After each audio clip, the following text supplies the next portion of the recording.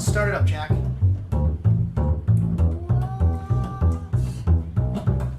Cue violins. You're listening to PlayStation Power. I'm George, and with me is Greg. Hello, everybody. And we also have TJ Del Reno. Oh, good evening. And we have Jerry Rosenthal. Hey, what's going on? Who's Greg? Greg's my co-host. There's another guy here? That's the problem. Five of I'm us. gonna say shit. Guys, And we have Swegda. This is terrible. Greetings. Oh, man, my you said it was a God. terrible intro, but you didn't mention that you had You a made co-host. it amazing, dude. Guys, I'm at bar 866 of this track, and Greg has yet to say peep. So what's up, Greg? How's it going? Is he I'm not- glad to be here. This is definitely going to be an interesting podcast. Oh, Greg? yes. Greg, is that you? Oh, my word, it's Greg. Greg's here? Holy shit, man. The that's Greg. funny. Okay. All right, sorry, Greg. Yes, I'm from Providence, Sorry, Rhode Greg. Island, which is the region of the country where optionally this game takes place at. Oh, Does it? It's really? It's supposed to be New England, yeah. Oh, okay. Oh. All right. Really supposed to be New Yeah. England? New England has history like a boarding school similar to this. No shit. I didn't know that. Oh, no way. Holy shit, Greg's dropping bombs here. Greg, Wow. where you Greg. been, man? Yeah, You're- Greg, where were you you're the sitting whole here- beginning? We're talking about Tom's River Little League championships, and you're like, Yeah. you're sitting I on was these too big to laugh my gems, ass man. off. All right, Oh Jesus! so for anyone who doesn't know, Jerry is the voice actor for Jimmy of this game that we're covering, Bully, because I didn't bring it up yet. Correct. And TJ also voiced Ricky, a greaser. And Spiketa is a guy who likes Bully, apparently. Yeah, I don't voice anything. I just enjoy what they voice. He's a Well, thank you. he's a fan, and I gotta You're say an he's important community member. he is, man. He's like the whole community. Hats off to you, Yeah, Swag. He's the whole. No. I think Spiketa and I are the whole community. Well, I just met you yesterday, and I've known Swag since he was 14. So Oh God. when I got one of those awkward MySpace messages you were talking about, TJ. Yes. Actually, in man. this Yeah, case, those are it was Facebook, but yeah, that's how we met. He looked me up.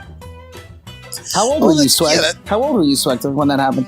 I think I was like 14 or 15. I remember, Oh. like, initially what I did was I emailed you on your website.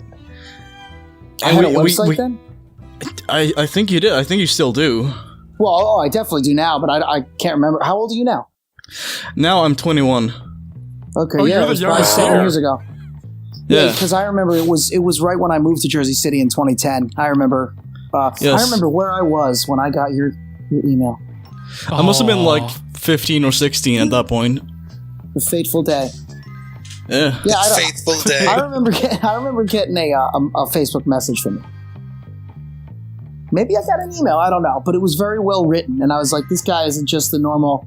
Hey, are you Jimmy Hopkins? You spelled letter U. Jimmy spelled wrong. How do you spell Jimmy wrong? With like, Oh, do you trust spell me. Jimmy with like a G or like Trust what? me, like a I don't know. Maybe I was making that up, but you get Jimmy the with point. an E? Like, There's lots of pronunciation. I'm sorry. What's the word? Mispronunciation? Not mispronunciation. Misspellings Misspelling? and Yeah. no punctuation. I I should like say. it, grammatical errors. Correct. Let's And- be honest here, though. The people in like Nordic countries, eventually they're going to take over the world because they speak English better than we do. They. Oh, yeah. Swag is to point of fact. Yeah, Swag is a great example of that. And it was super well written. I was like, you know what? I get so many messages that just like from like bozos that I was like, yeah, all right, man, I'm gonna entertain this kid. And then look, we've it was the beginning of a beautiful relationship. You grew. I know, You look how grew far. together. I know. Yeah, Dude, look how he's- far we've come by. He's been a huge help with these live streams. I Who's we? literally couldn't do it without you. So thanks, Swag. Aw. Sweet. Well, it's been fun doing them. Hell yeah. Well, good, Swag. Now you have to help me now, because Yes. I need help. You need a capture card and a computer. Yeah, could you mail me a capture card and a computer and an Apple I can Raspberry mail Pi? you a capture card not a computer. Ooh. I actually, Swag is, I actually have capture cards laying around that I don't use anymore. Damn. Oh, dude, if I knew what those were, I'd Exactly. want Dude, you want to Exactly. capture your footage for games? That's how you do it. Dude, I know Swag's talking to, other people in the bullet community. He's like, yeah, Jerry's cool, man, but he doesn't know shit about computers, man. he doesn't know shit. I mean, I'm just lost. I'm like, dude, Hey Jerry, what is remember this? that time you did the voiceover and yeah, this is my New York accent apparently I'm using. And Jimmy did the thing where he did the You sound like skateboard Patrick and from the SpongeBob. What the fuck? Wumbo. Oh, man. So, I'm sorry. George, you were saying. oh, bully. I think we're still in the intro. Yes, we are. Yes, we are. Have we So, made it past the we're intro? We're gonna segue from the intro to the information here. The outro? Oh, to the outro. Thank you so much. Goodbye. The All intro right, sorry, to George. the outro. Yes, so Bully was released on the PlayStation 2 North America 17th of October 2006. EU 25th of October 2006, and Australia saw it the 27th of October 2006. It was also re-released on the PlayStation 4 through the PS2 on PS4 service March 22nd, 2016, 10 years after. The Scholarship Edition on Wii and Xbox 360, North America saw it March 4th, 2008. PAL regions saw it March 7th, 2008, and the Windows release worldwide was released October 21st, 2008.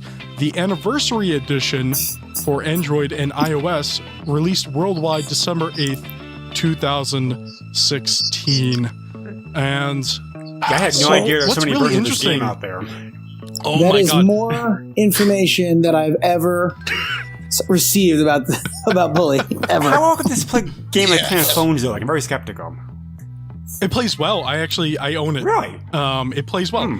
There's two different ways. There's the touchscreen interface, which actually they did work on. They actually made it work with the game.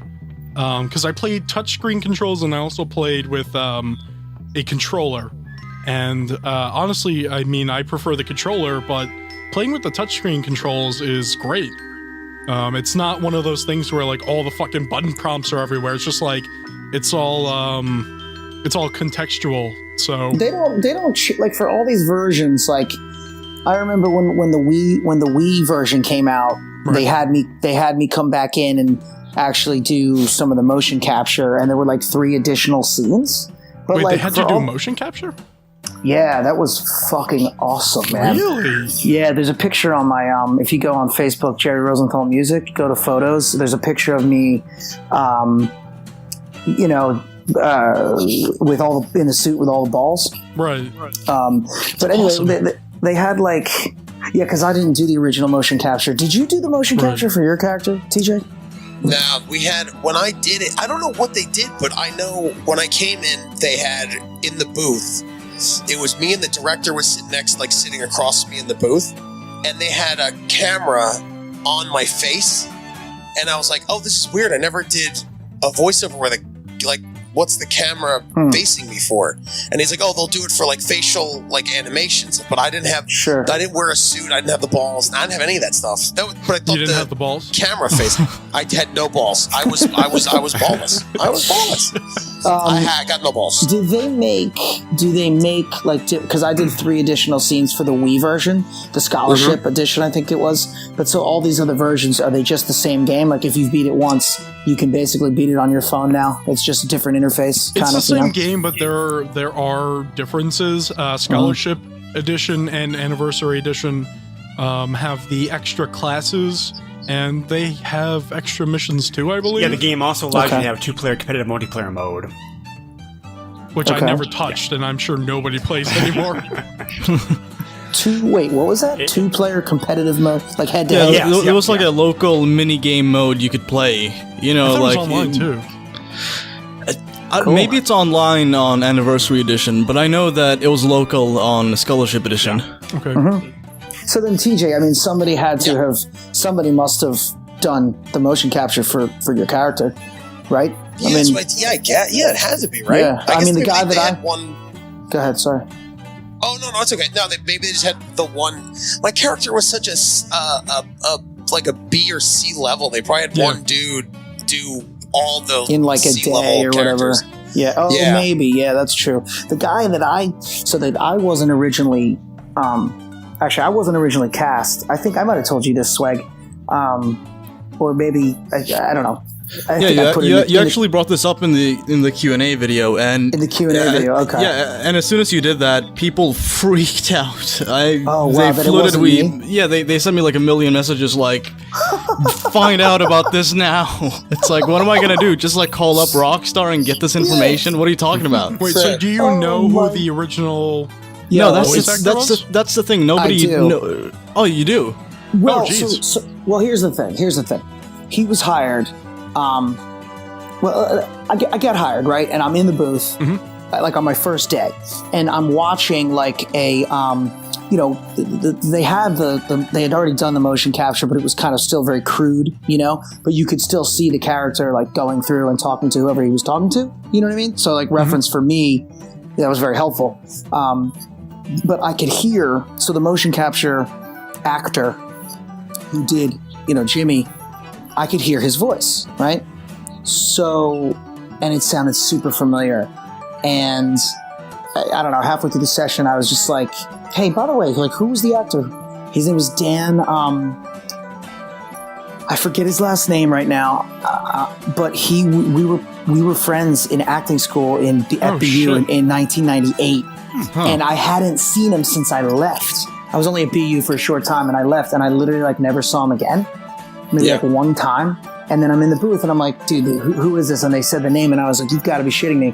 And it was actually, 2004, like I was on, I guess, MySpace maybe, but that was still when Facebook, you had to have an EDU college address, right? Yeah. So I wasn't on Facebook. So, I wasn't like couldn't really like find him. And dude, not like a week later after like my first couple sessions at Rockstar, I ran into him at an audition. And I was like, dude, you will never guess what's going on with me. And I was like, dude, I took your gig. They hired me to play you. And he was like, damn, I did 3 weeks of motion capture. And they were like, yeah, we'll call you when it's time to record the voiceover. And they never called me. Oh, wow. Wait, so you And you actually know the fucking guy who was the original? Wow. Yeah, and I was that's like, dude, uncovering some shit here. I was like, dude, I'm sorry. Like it happens in this business. I guess they just decided over the 3 weeks or whatever, listening to him talk, that they decided he wasn't right for the voice. Yeah, and I've also heard it's a very like So it's- tight-knit community. Like everybody pretty much like knows each other pretty much, and just like you at least heard names For voiceover? Yeah. I think with that kind of stuff, it's like you kind of just get to run know into your- people you know. Right. Yeah. You'll run into like your types. Like Right. when I go in for on camera stuff, like my body type, I'll see the same kind of guys, but it's not as prevalent. But also the guy that did motion capture might have made, and I could be wrong, Jerry, he might have made more money because it was a motion capture. But none of us get residuals. Like Which I is- think if you took his commercial, like I remember I booked, they brought me in to do the voice of a Super 8 hotel, like the voice of the sign for Super 8, and I went in, and it was just me, and I sat in an office. It was so weird, and I sat down in an office, and I knew this guy John. I worked with Tidy Cats, and he's like, hey man, they want to change the voice for the sign, and like I thought of you. I just want you to read the script, like just have fun. And they played the sign, and it was just this other dude that was like, the sign was like, oh hey, oh no, like that. What? And they were like, the sign sounds a bit aggressive, so they want to change the voice. And I remember booking it, and I thought that too. I was like, oh man, I took this job. Just snaked your friend's gig. Yeah, I made about, I don't know, like 50,000 a year or something like that. And I was like, this dude was banking on this job. Yeah, and dude, then kind of was sitting home with his agent, and then it happens though, man. Yeah. I mean, I booked a Dunkin' Donuts on camera in 2004, right around Bully, and shot in Toronto. It was 3 spots, and I'm 23, 24, right out of college. Yeah. I'm doing 3 national network spots. So Dunkin' Donuts had never had espressos and like lattes and shit, and they were rolling out like now you can get a latte or an espresso, a cappuccino at Dunkin' Donuts, but they never had them before. So this was a huge deal to them. So the fact that I booked this spot with another girl, Melissa Rausch, actually, she went on to be on that show, Sheldon, the dude. Oh yeah. You probably know her, dude. She's a comic. She's a stand-up comic. Melissa Rausch. You know that? You know her? Oh, She maybe. is? I'd have to look her up. What's that freaking Space Spock Star Trek show? It's the freaking Space it's Spock is my favorite Star Trek spin. no Space Spock. No, dude, the character's name is Sheldon. It's like the biggest sitcom in the universe now. Is that you talking about the fucking Big Bang Theory shit? Thank you. So she went on. She's like one of the friends. She's like the other female that isn't, Blossom. Anyway, so we booked this spot, and the guys from the ad agency. I forget what ad agency, but like a huge one. You know, you would know it, TJ. At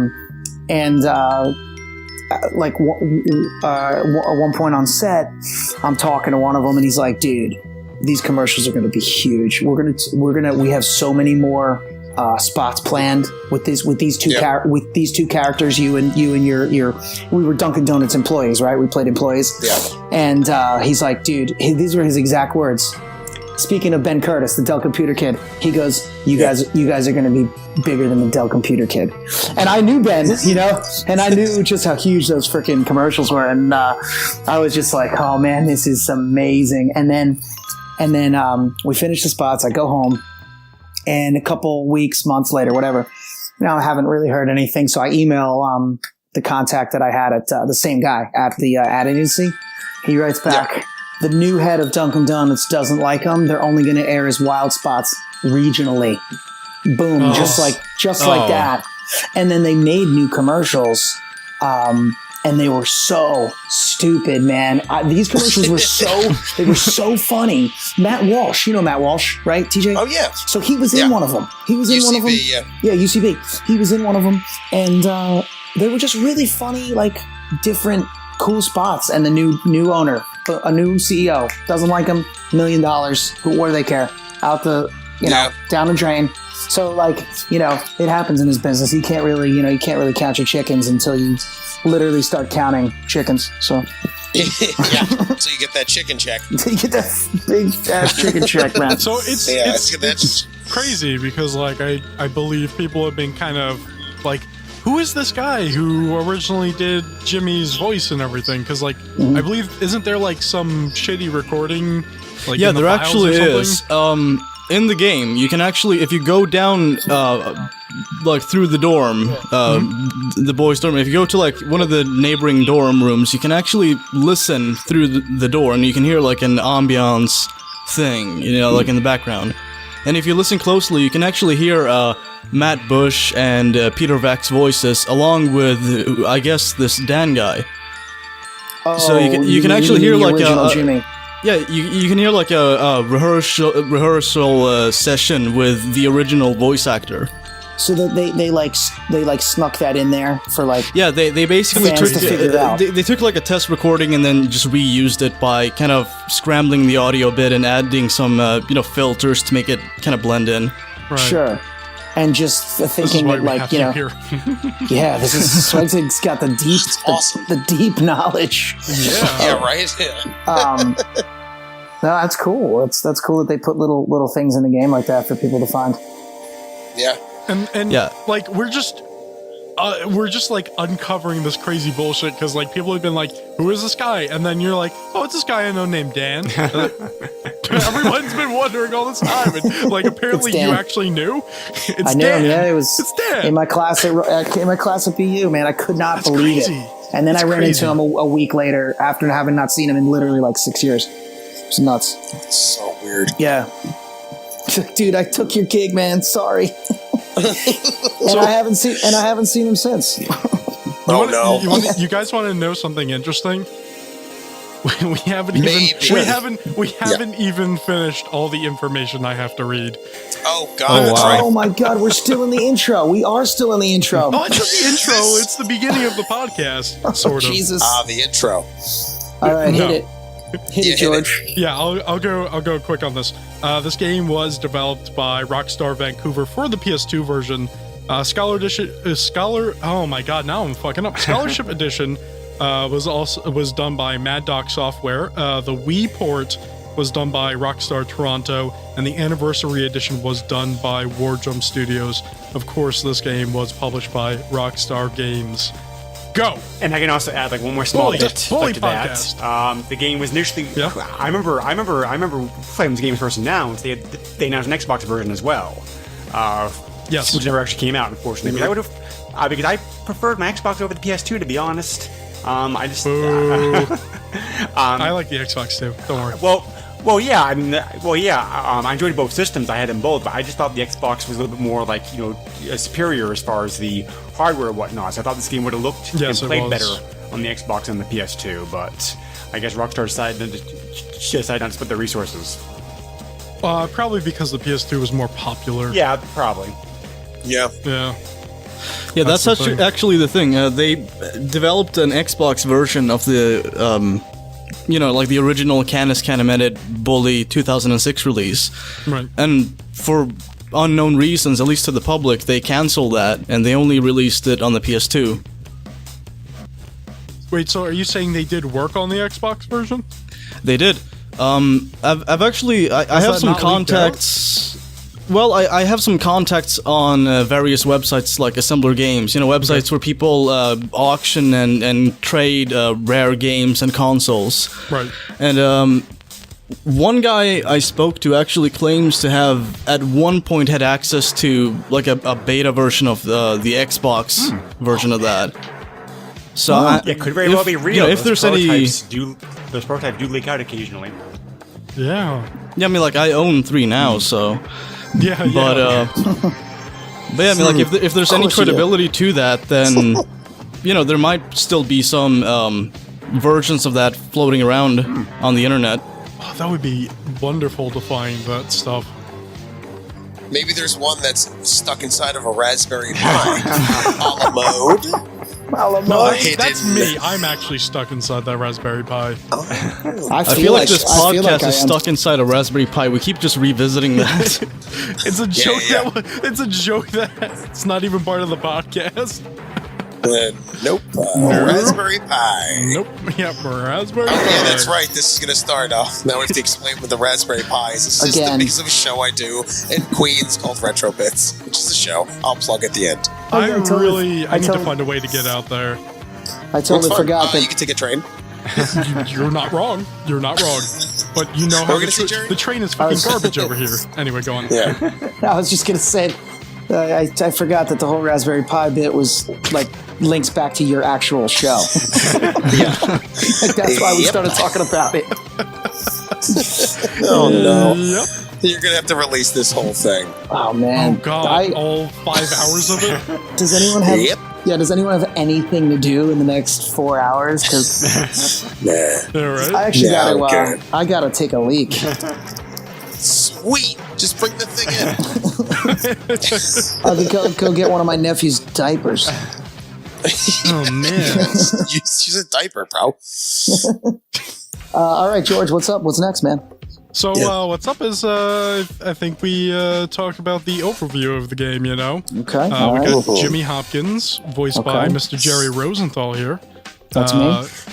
His mother and his stepfather throw him into this boarding school because they want to, I don't know, they want to do the whoopee or something. And then, We're going on a cruise for 6 months. right. What does he Whoa, say? okay. Something like that. Something like that, yeah.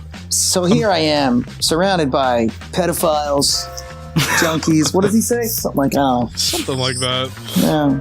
The old I opening don't think the monologue. pedophiles part is in there though. Oh, okay, Swag, sorry.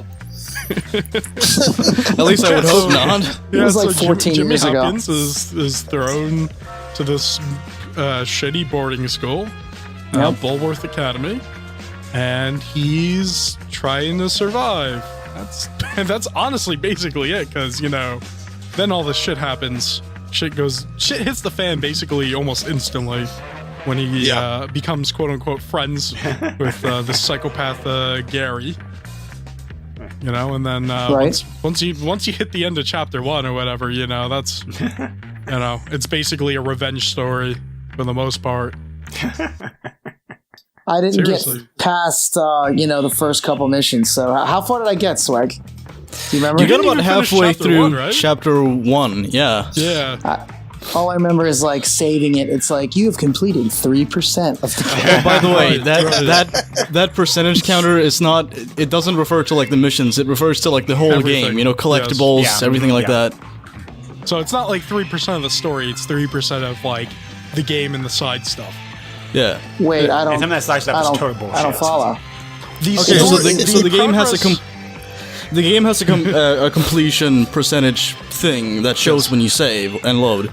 This is in reference to like the game's completion overall, which is not just missions but also like collectibles or unlockables or like So you completing can complete classes. so you can beat the game without getting 100%. Yes.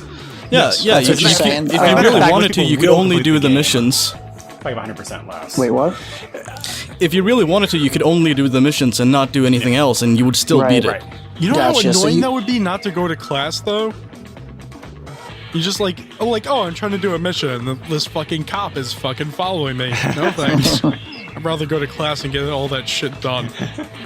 So the class work does not help you beat the game. Oh, on the contrary, that's very helpful. Well, it can make helpful, it but it's easier not because you do. necessary. Yes. Yeah, you do unlock stuff that can help you. Like English class can teach you how to like apologize to cops if they think you're up to shit. Oh, right. That's I think Yeah, I did chemistry something was like my that. favorite class, Yeah. Yeah, I think you I get blew the something weapons up. from chemistry Yeah, the class. stink bombs, the itching powder, great stuff. Which one? I think it's art class that has the upgrades with kissing girls. Yes, yep, yeah. I think it's like, oh, that makes sense. Yeah, it I does. guess. I've always been more into music. right. That's a very good pull, and it's so accurate too. Yeah. I went to art school. It did not make me better at kissing girls. Yeah. Are you sure about that? Are you sure you were Well, kissing girls? I mean, I think I was. I think Are you but it sure didn't you make weren't me you any weren't better. you weren't kissing that bully that's into guys? Was his name Trent? Oh, maybe. Maybe. Is that his, Lucky is that his me, name? then. That bully you can kiss? Yeah, Is there's like one in each faction. Oh, is there? There's a Yeah. gay guy in each faction. Yeah. Is that what you're I don't saying? know what. By the way, this is one of the many things that Jack Thompson took issue with. Like, out of Who's all the that? things in the game, he's like, there's gay stuff in it. It's like, Oh, that guy. what? Yeah, like, That guy, yeah. yeah. That's the weirdest thing. And the thing is, like, it's never introduced outside of you exploring that. Like, Right. if Yeah, you it's never, not, it doesn't if, force you. It doesn't yeah, say, if you, hey, go up if you to him and never, kiss him. if you never interact with any of these characters out of your own volition, then this option will never even come up. Right. So he must have found this out himself and then been like, oh, this game promotes this. It's like, no, you sought that out. I Right. mean, he must have. It happened before the game was even released. So I mean, he had some sort of insider info or something, right? Probably, yeah. Must have. Yeah, I mean, like, Maybe. he was accusing Rockstar of all kinds of crazy shit, so they were just kind of like, okay, well, we're gonna send you a pre-release copy of the game and you can check it out, and then you Yeah. can just fuck off. Yeah. And that's Did they- what happened. Did they give you a copy of the game, TJ? No, I think I asked my agent. I was like, "Can you give me a free copy?" And I think he did. Oh, So nice. I think the answer was yes, but I had to like be up my agent's butt. I'm holding Yeah. it right now. It's the one from 2006, not the collector's edition, just the old. It's in actually good shape. I kept it in good shape. They sent me like a little care package of. They sent me the game. They sent me a like a skull cap, like a Scully. It said a Rockstar dude. Scully, which was Oh, dope. that's awesome. Which was dope. Which I fucking lost, man. I was so pissed. Oh. I had it for years. It was really dope. Had like the Rockstar logo.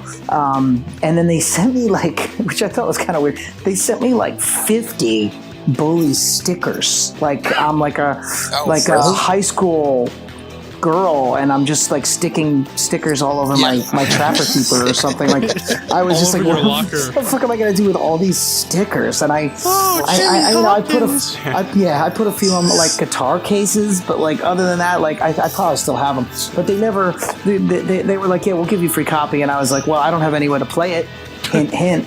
Like hoping they just drop a Like, oh, PlayStation give on me me. a PlayStation 2. Yeah, why not? They got PlayStations like sitting around everywhere in that It's office. old hardware, man. It's like 6 years old. Like, you can give it to me Yeah, for just- free, right? Yeah. Oh, dude. That place, that Rockstar Studios is so. There's like an arcade when you walk in. Yeah, There's arcade yeah. machines. Yeah. Such a cool. Dude, it blew my mind when I walked in that It's dope. studio. The one I on know, I was like- Broadway, right? It was on Broadway in Lafayette. Yeah. Yep. It's I like was 6 freaking stories. out. I know, dude. I was like, this is the greatest. Because I'm a big gamer, so I was like, this is the Yeah. greatest Oh, day of my yeah. life. Oh, it was the best. And they have people, I just remember they had people whose job it is to like troubleshoot and just like walk into walls all day, walk into Yep. like every wall in the game. Mhm. It's like, Play oh, testing is so that'll weird. only bully? take, Make sure you That'll kiss only- that bully. yeah, that'll Yeah. only take, 9 months, 8 hours a day. Oh, God, yeah. I know. I know. I heard you always want to be like a game tester, but sometimes like I No, think it's- it's like Yeah, I it's heard it's probably, No, you don't want to be a misery. game yeah, tester. absolutely. Sucks. Oh yeah. Yeah. Stinks. Dude, my They're character, actually, my character must have. Oh, sorry. Go ahead. It's okay. I was saying, TJ, I must have like beat you up or something, or you beat me up at some point, right? Yeah, me and you. Yeah, we go on a mission. I think there's a couple missions that we go on together. Okay. But yeah, you could fight. Yeah, I think you could beat me up. Are we in the- friends? No, not really. We do go on a mission because I think I'm like kind of like a loser, Oh. and You're I not think like the there's a head- mission where you're. Are we talking right, about I real think life or the game? No, the game. TJ, real- are we I mean, friends in real life, bro? Real life soon, but in the game, yeah, I think it was Beach Rumble or something like that. It was a mission Yeah, that yeah, that's yeah. you play. And, yeah, I'm like on the back of the bike or something like that. It's somewhere we're like running Oh, dude, from yes. somebody. Yeah, Yeah. And remember. that's the only time that we are playing that. But I think you could find me around the school and you could beat me up around the Yeah, school. just you're not like the head greaser. no. No. I was like You're like a B character. like a B Yeah. character bike mechanic. Like I had like some cutscenes and like I said, a couple missions with you. Right. How many So, days like- did you I record? think like maybe 2 or something, just because it Oh wasn't wow! 2 Yeah. or 3. It wasn't that much. Yeah. But I Considering how think much we, dialogue there was, that's kind of surprising. there's so much. Like when I did like a pedestrian like Grand Theft Auto I think 4. Oh. But it's like it's such a weird thing of like it's so weird when you audition for Rockstar because the lines are just like especially as a pedestrian, let's say when you do it, it's just like, oh no, look out. Yeah. What There the was a heck? lot of And that. just a lot of and then the director just gives you like a second of direction, like, okay, this is the sound you make when the guy opens the door and like pulls you out, and you're just like, and then it's like, okay, let's do it again. Yeah. It's like, Yeah. it's just so weird. Yeah, that's it. All right, a car explodes in the distance. You just say, what the fuck? And it's Well- like, what the fuck? It's Yeah. like, cool, let's do another one. Yeah, it's so easy.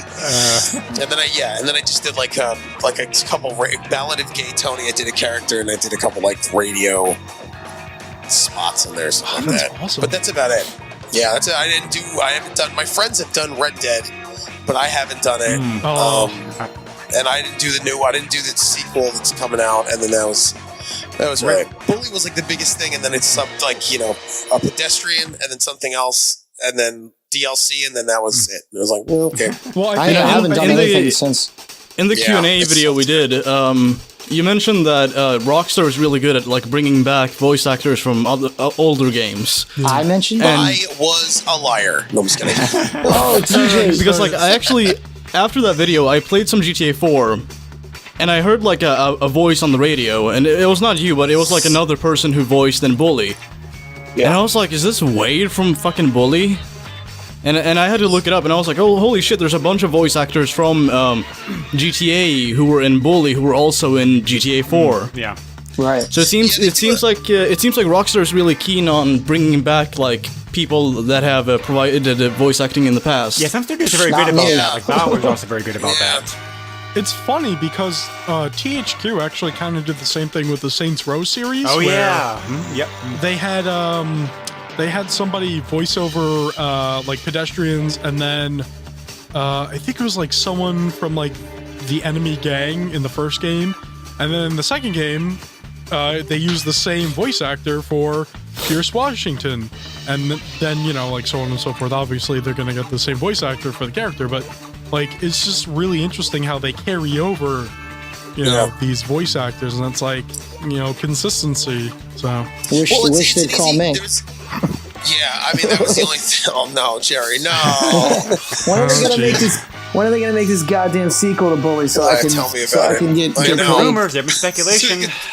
Oh, dude, there was speculation for 10 years. Well, they dropped now. that stuff like Yeah, about like they also like you know the last thing I heard about that, there was some leaked images, like images I guess over the summer, I guess that kind of Something like that, yeah. that kind of like speculated about a sequel, but Rockstar of course not saying anything. wasn't there Yeah. like an Still- article? Wasn't there an article in what was it like? Game Informer or something? It's like Kevin's back, Jack, or something like Yeah, that. there's something like Yeah, something like that too. but, like, Yeah. Those, I think that was There an was April like Fool's a- joke or there- something, though. I mean, like they denied it being a joke or anything like that. They were just kind of like, this is an error in our database. It's like it's a very odd error, isn't it?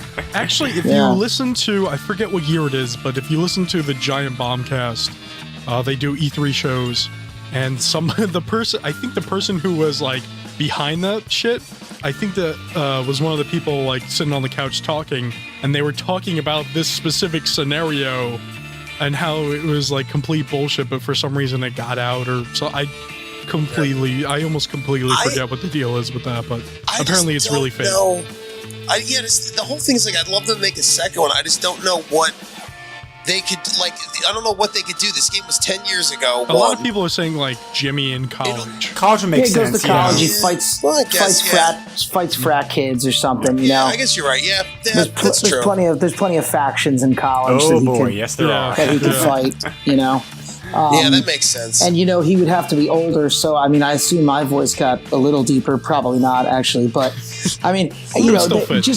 they don't have to. Again, like I said, like they'd probably hire someone famous or with some sort of name, not just me, just because I voiced the original. I mean, of course, I would love it if they did, but you know, I mean, they've never called me since. So I think if they were smart, I think if they did a second one in college, dude, and I know, like, as long as they know you're still like working and acting and stuff, I'm pretty sure they would bring you back. I'd be more afraid. I don't think they'd bring me back because it was Right. such a weird side character. But I think if they didn't bring you back, I think that'd be a little Well, nuts I think because that would people make really sense. love this game. I mean, I Yeah. feel like the only reason to make it at this point, it's not going to make you $1 million, but it's the only reason to really make it is for the cult Oh yeah, definitely. fans, yeah. for the obsessed Bully fans who all they want. I mean, that's every day I get Facebook messages. Is there going to be a Bully 2? When is Bully 2? It's like, I don't work for Yeah. Rockstar, people. Like, I I know don't they know don't tell us anything. anything. I don't know anything about it, dude.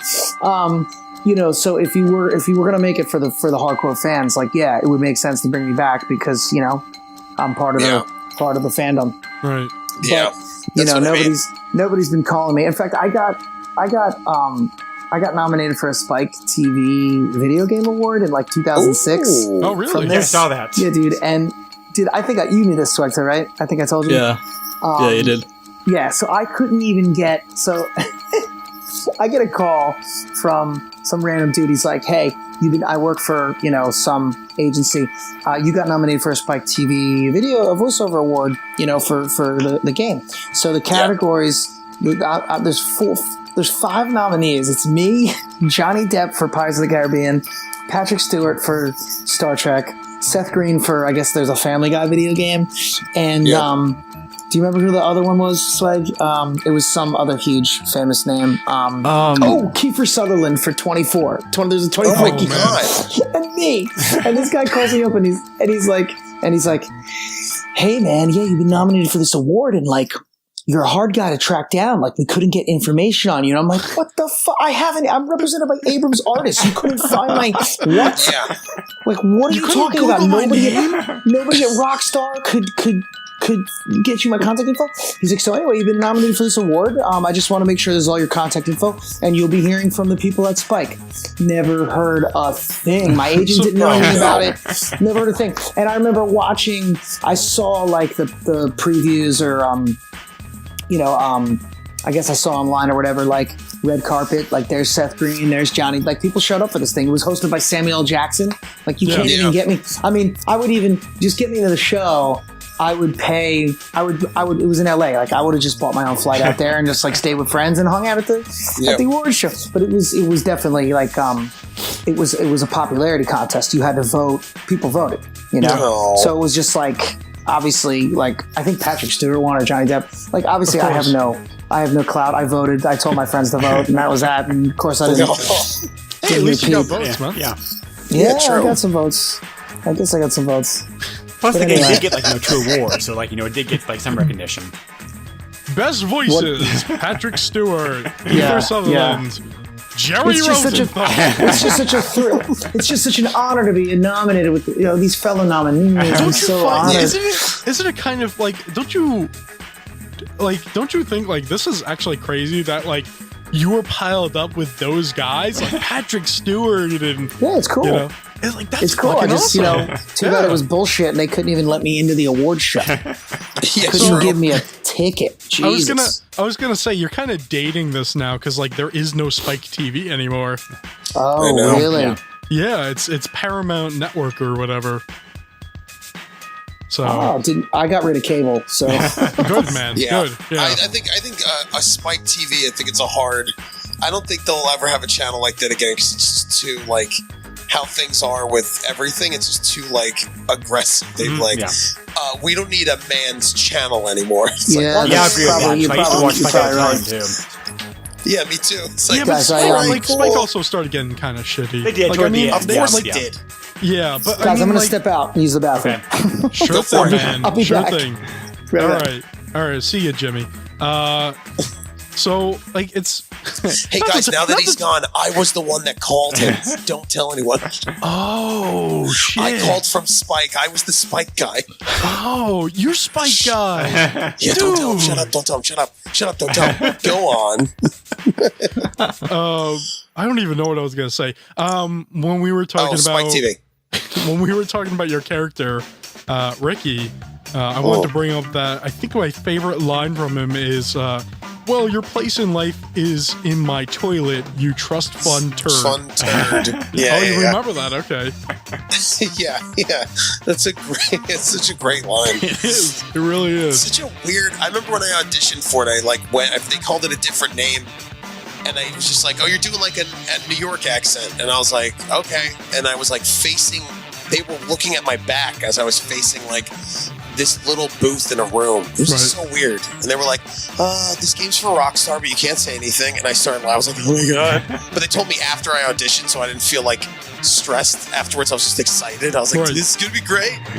Yeah. And I was so glad when I booked it. It's like one of my first like earliest jobs. Was this. That's how you did the character, huh? You just used some kind of New York accent.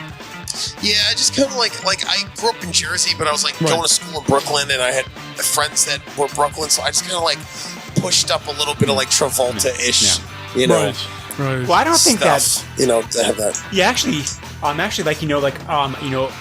thought the voice acting in this game overall was very very good. And for games this time period, Oh, thanks, man. they really weren't. The voice acting usually not as good then as it plays is now. So I was very surprised to see this game was 2006 and the voice quality is this good in this game. That's kind of surprising. But Yeah. Except that Jimmy character, he had the worst voice actor. Hey, I'm back, dickheads.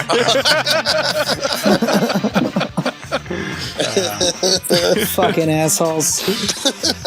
I mean, Jimmy had the best voice act. Like, didn't you hear he was nominated for an award? For like, he Spike almost TV? beat Patrick Stewart. No. So what I missed, guys? Catch me up. We Everything. talked about Spike TV, and then we talked about one of the best lines that TJ had, where he said, "Well, your place in life is in my toilet. You trust fund turd." So Pretty I good. think that might actually be like somewhat near the mission where you guys actually work together. Hang out. Yeah, that Yeah, might be. people I'm ask not me 100% what sure. people ask me what my favorite line was that I said in the Q&A swag, and I actually had to like YouTube cutscenes and just like find something that I said Find because I couldn't remember anything. And then I went with that. I'm not into art. I've always been into more into music, so I couldn't remember. I could. Is that Jimmy talking or you talking though? I mean, I know that's a line in the game, but come on.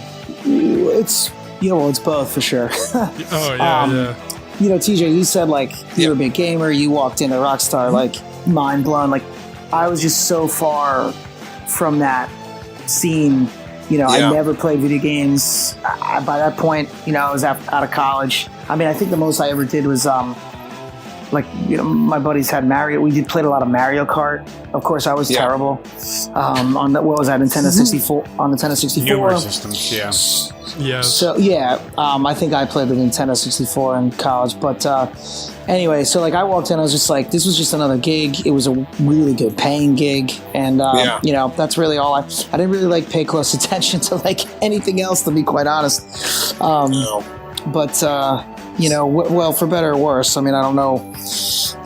I kind of wish I did remember a little bit more, but those were some hazy days.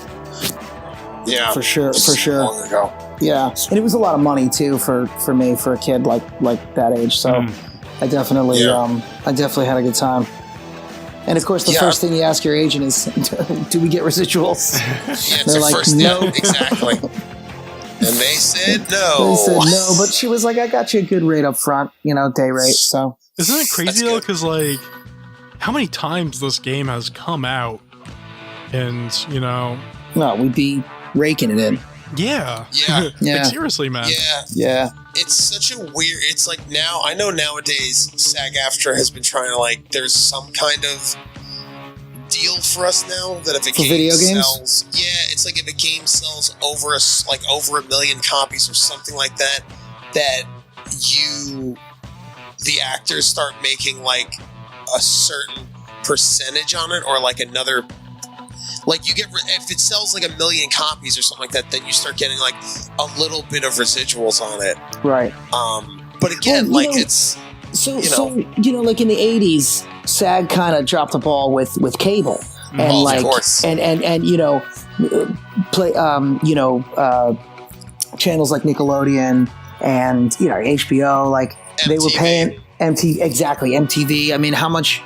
I've done work for MTV over the past, like, as I'm sure you have, and it's like, remember Celebrity Deathmatch?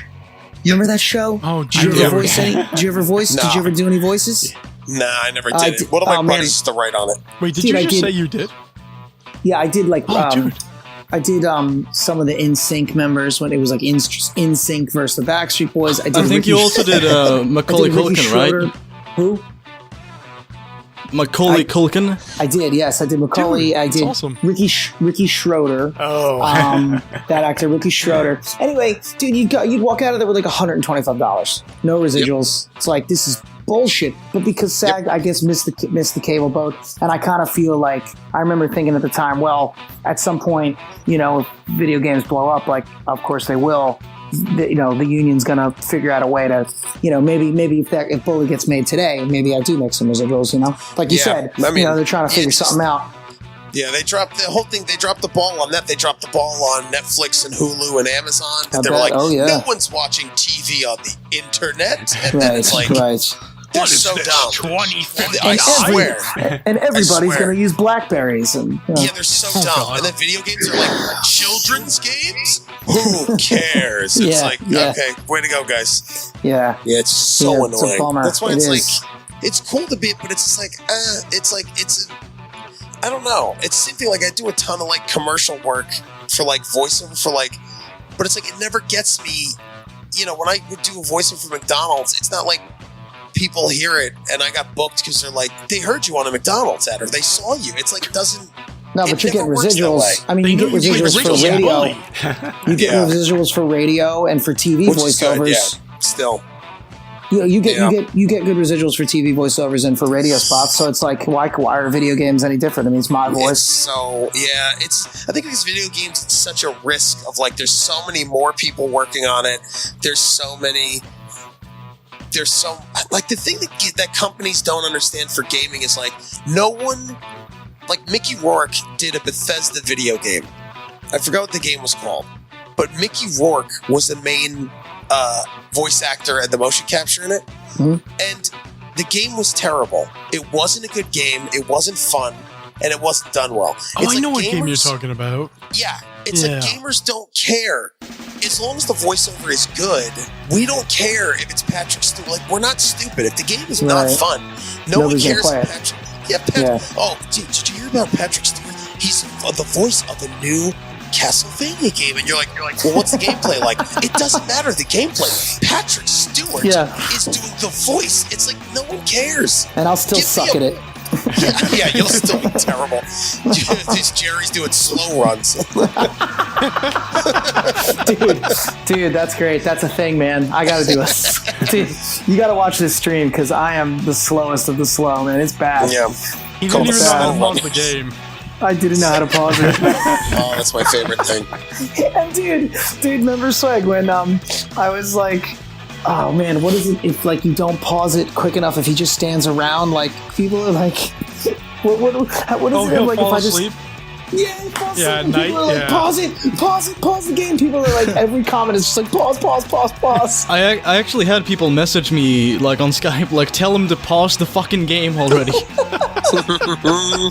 Oh my god, That's great. so funny, man. Anyway, Yeah. well, all right. What's next, George? What do we got, bro? Yeah, bro. Well, why don't we talk about how the game plays and how we like it or dislike it? Okay. You want to talk about that? Jerry, why don't you share your 2 minutes of input and then we can go from there. Oh man, the game is. I'm terrible at it, and it's fun, but I suck. So next person. I have no reference to how this plays versus This another actually game. plays similar So- enough to a GTA game. Similar enough, but not Yeah, I was gonna say that. exactly. Yeah. Like I felt right at home playing this game, like playing. Like, because the fact it does play a lot like other GTA games. Well, not just like, well, sorry, not just like GTA games, but the interface and the engine felt similar enough to other Rockstar games like LA Noire, Yes. like Red Dead Redemption. And I'm like, okay, like I know what I'm doing here, but. So, I was able to pick up Yeah. the nuance of the game like right away. I mean, you're not going around shooting thugs and carjacking and doing carjackings and whatnot, but you play one. But generally speaking, if you played one Rockstar game, I don't. You played them all? No, I don't want to say that because there are differences between all the games. You but have an idea exactly. of how the game's going to play, though. Right, it's like the same family. It's like okay, this is the brother, this is Right. the brother, this is the cousin. Like like you're all in the same like, intermediate family. Is that because they're all like designed by the same people? Partly, or- I think, yeah. It's by design. The game engines are I also guess. similar, I think, especially for this time period. Hey guys, Maybe. I actually have to leave in a few. I gotta go help my wife with dinner with this Yeah, that's fine. with Why these don't you two give us, like, kids. your With these thoughts two then? kids. Well, I was just gonna say if there's anything else you wanna ask me, and then you could save like the gamer nerd talk, to for when I leave. For me, the nerd. Yeah, I mean, if there's anything else you want to ask me, shoot. No, Put me that's on the it. spot here. Because, like, you guys, I was thinking up of questions, and then you guys were just going off at it, and it's like, you're answering basically all my questions. I guess we're answering a lot of stuff. Yeah. I mean, any stories about the game? I don't know. I got. Is there any funny I guess I don't stories really- about, like, like while you were working on the VO and everything, or? I guess recognizing my old buddy Dan and taking his gig is probably the best story to come out of it. Dan. Doing the motion capture was really awesome. It was out on Long Island actually. Oh, seriously? It was a day out on Long Island, yeah, and a huge studio with all the cameras on the ceilings. And I pitched the director. I guess he was the creator. I forget what's the guy's names. Pete something. Peter. You Who's got the me. guy Peter who Beck? Who's the guy who Or- created this game? Oh, are you talking about the the designers guy? or designers of the game? I or- think I'm talking about like the writer who wrote the script. You got and me. like, Dan Hauser and Jacob Carr Leslie- from Wikipedia. Leslie Benzies, maybe? I want to say he was like British. According to Wikipedia, the writers Sam of the game Hauser? were Dan Hauser and Jacob Carup.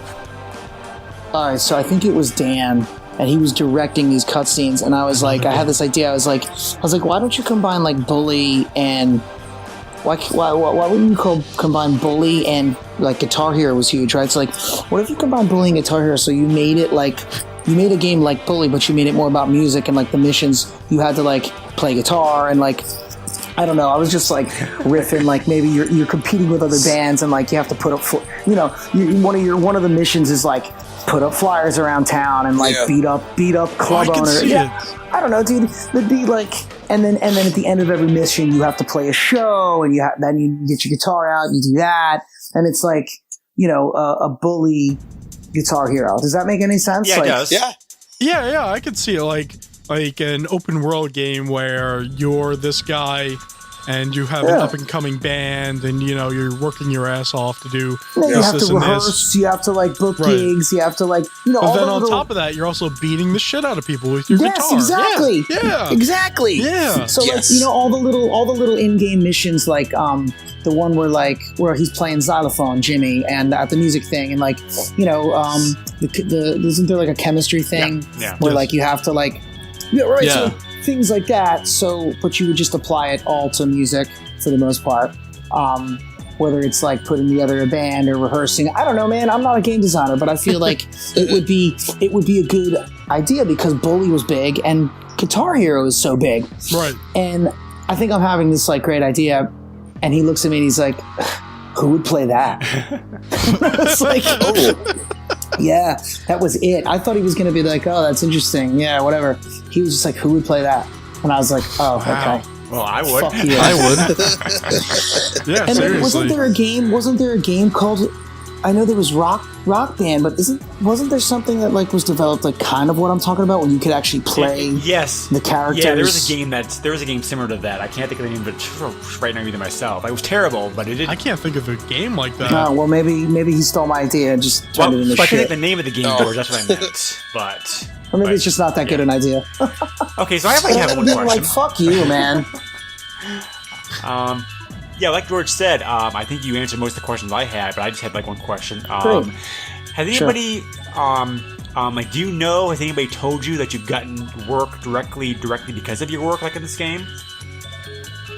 No, I don't think so. No, I mean, so right around the time I made Bully, I was kind of slowly transitioning to being a full-time musician. Okay. And, I still technically, I mean, I'm still with Abrams. Bonnie Shemolsky is my agent. She's, I'm still technically with the kids department, believe it or not. But I get, but they send me out. Other agents will send me out. And also, it's mostly like voiceover. I mean, TJ, you probably just record everything now at home and send it in, right? You don't have to go in anymore. I hate it. I know. I hate it.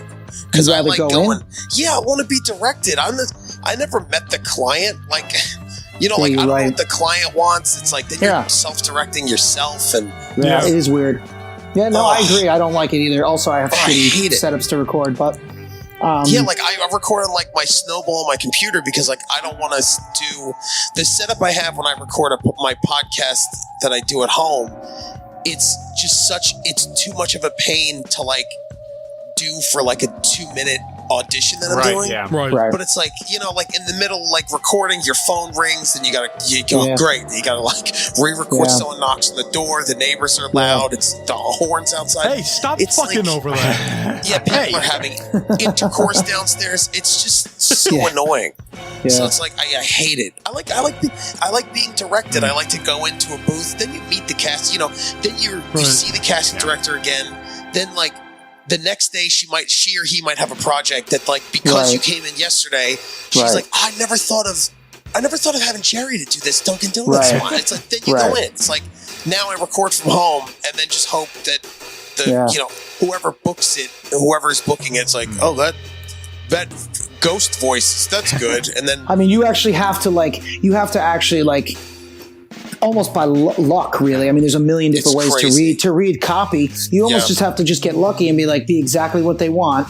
Yeah. There's like hope that like when a pitcher's waiting for a fastball, kind of like he can guess it's a fastball or a curveball, and if he guesses right, he hits it out of the park. If he doesn't, he swings and misses, and he goes back to the dugout. It's that sort Maybe of he thing. cries So a it's little like bit. well, it's a weird thing of like I remember like not too long ago, maybe 2 years ago, my agent sent me the copy, and I was auditioning for the voice of Chester Cheetah.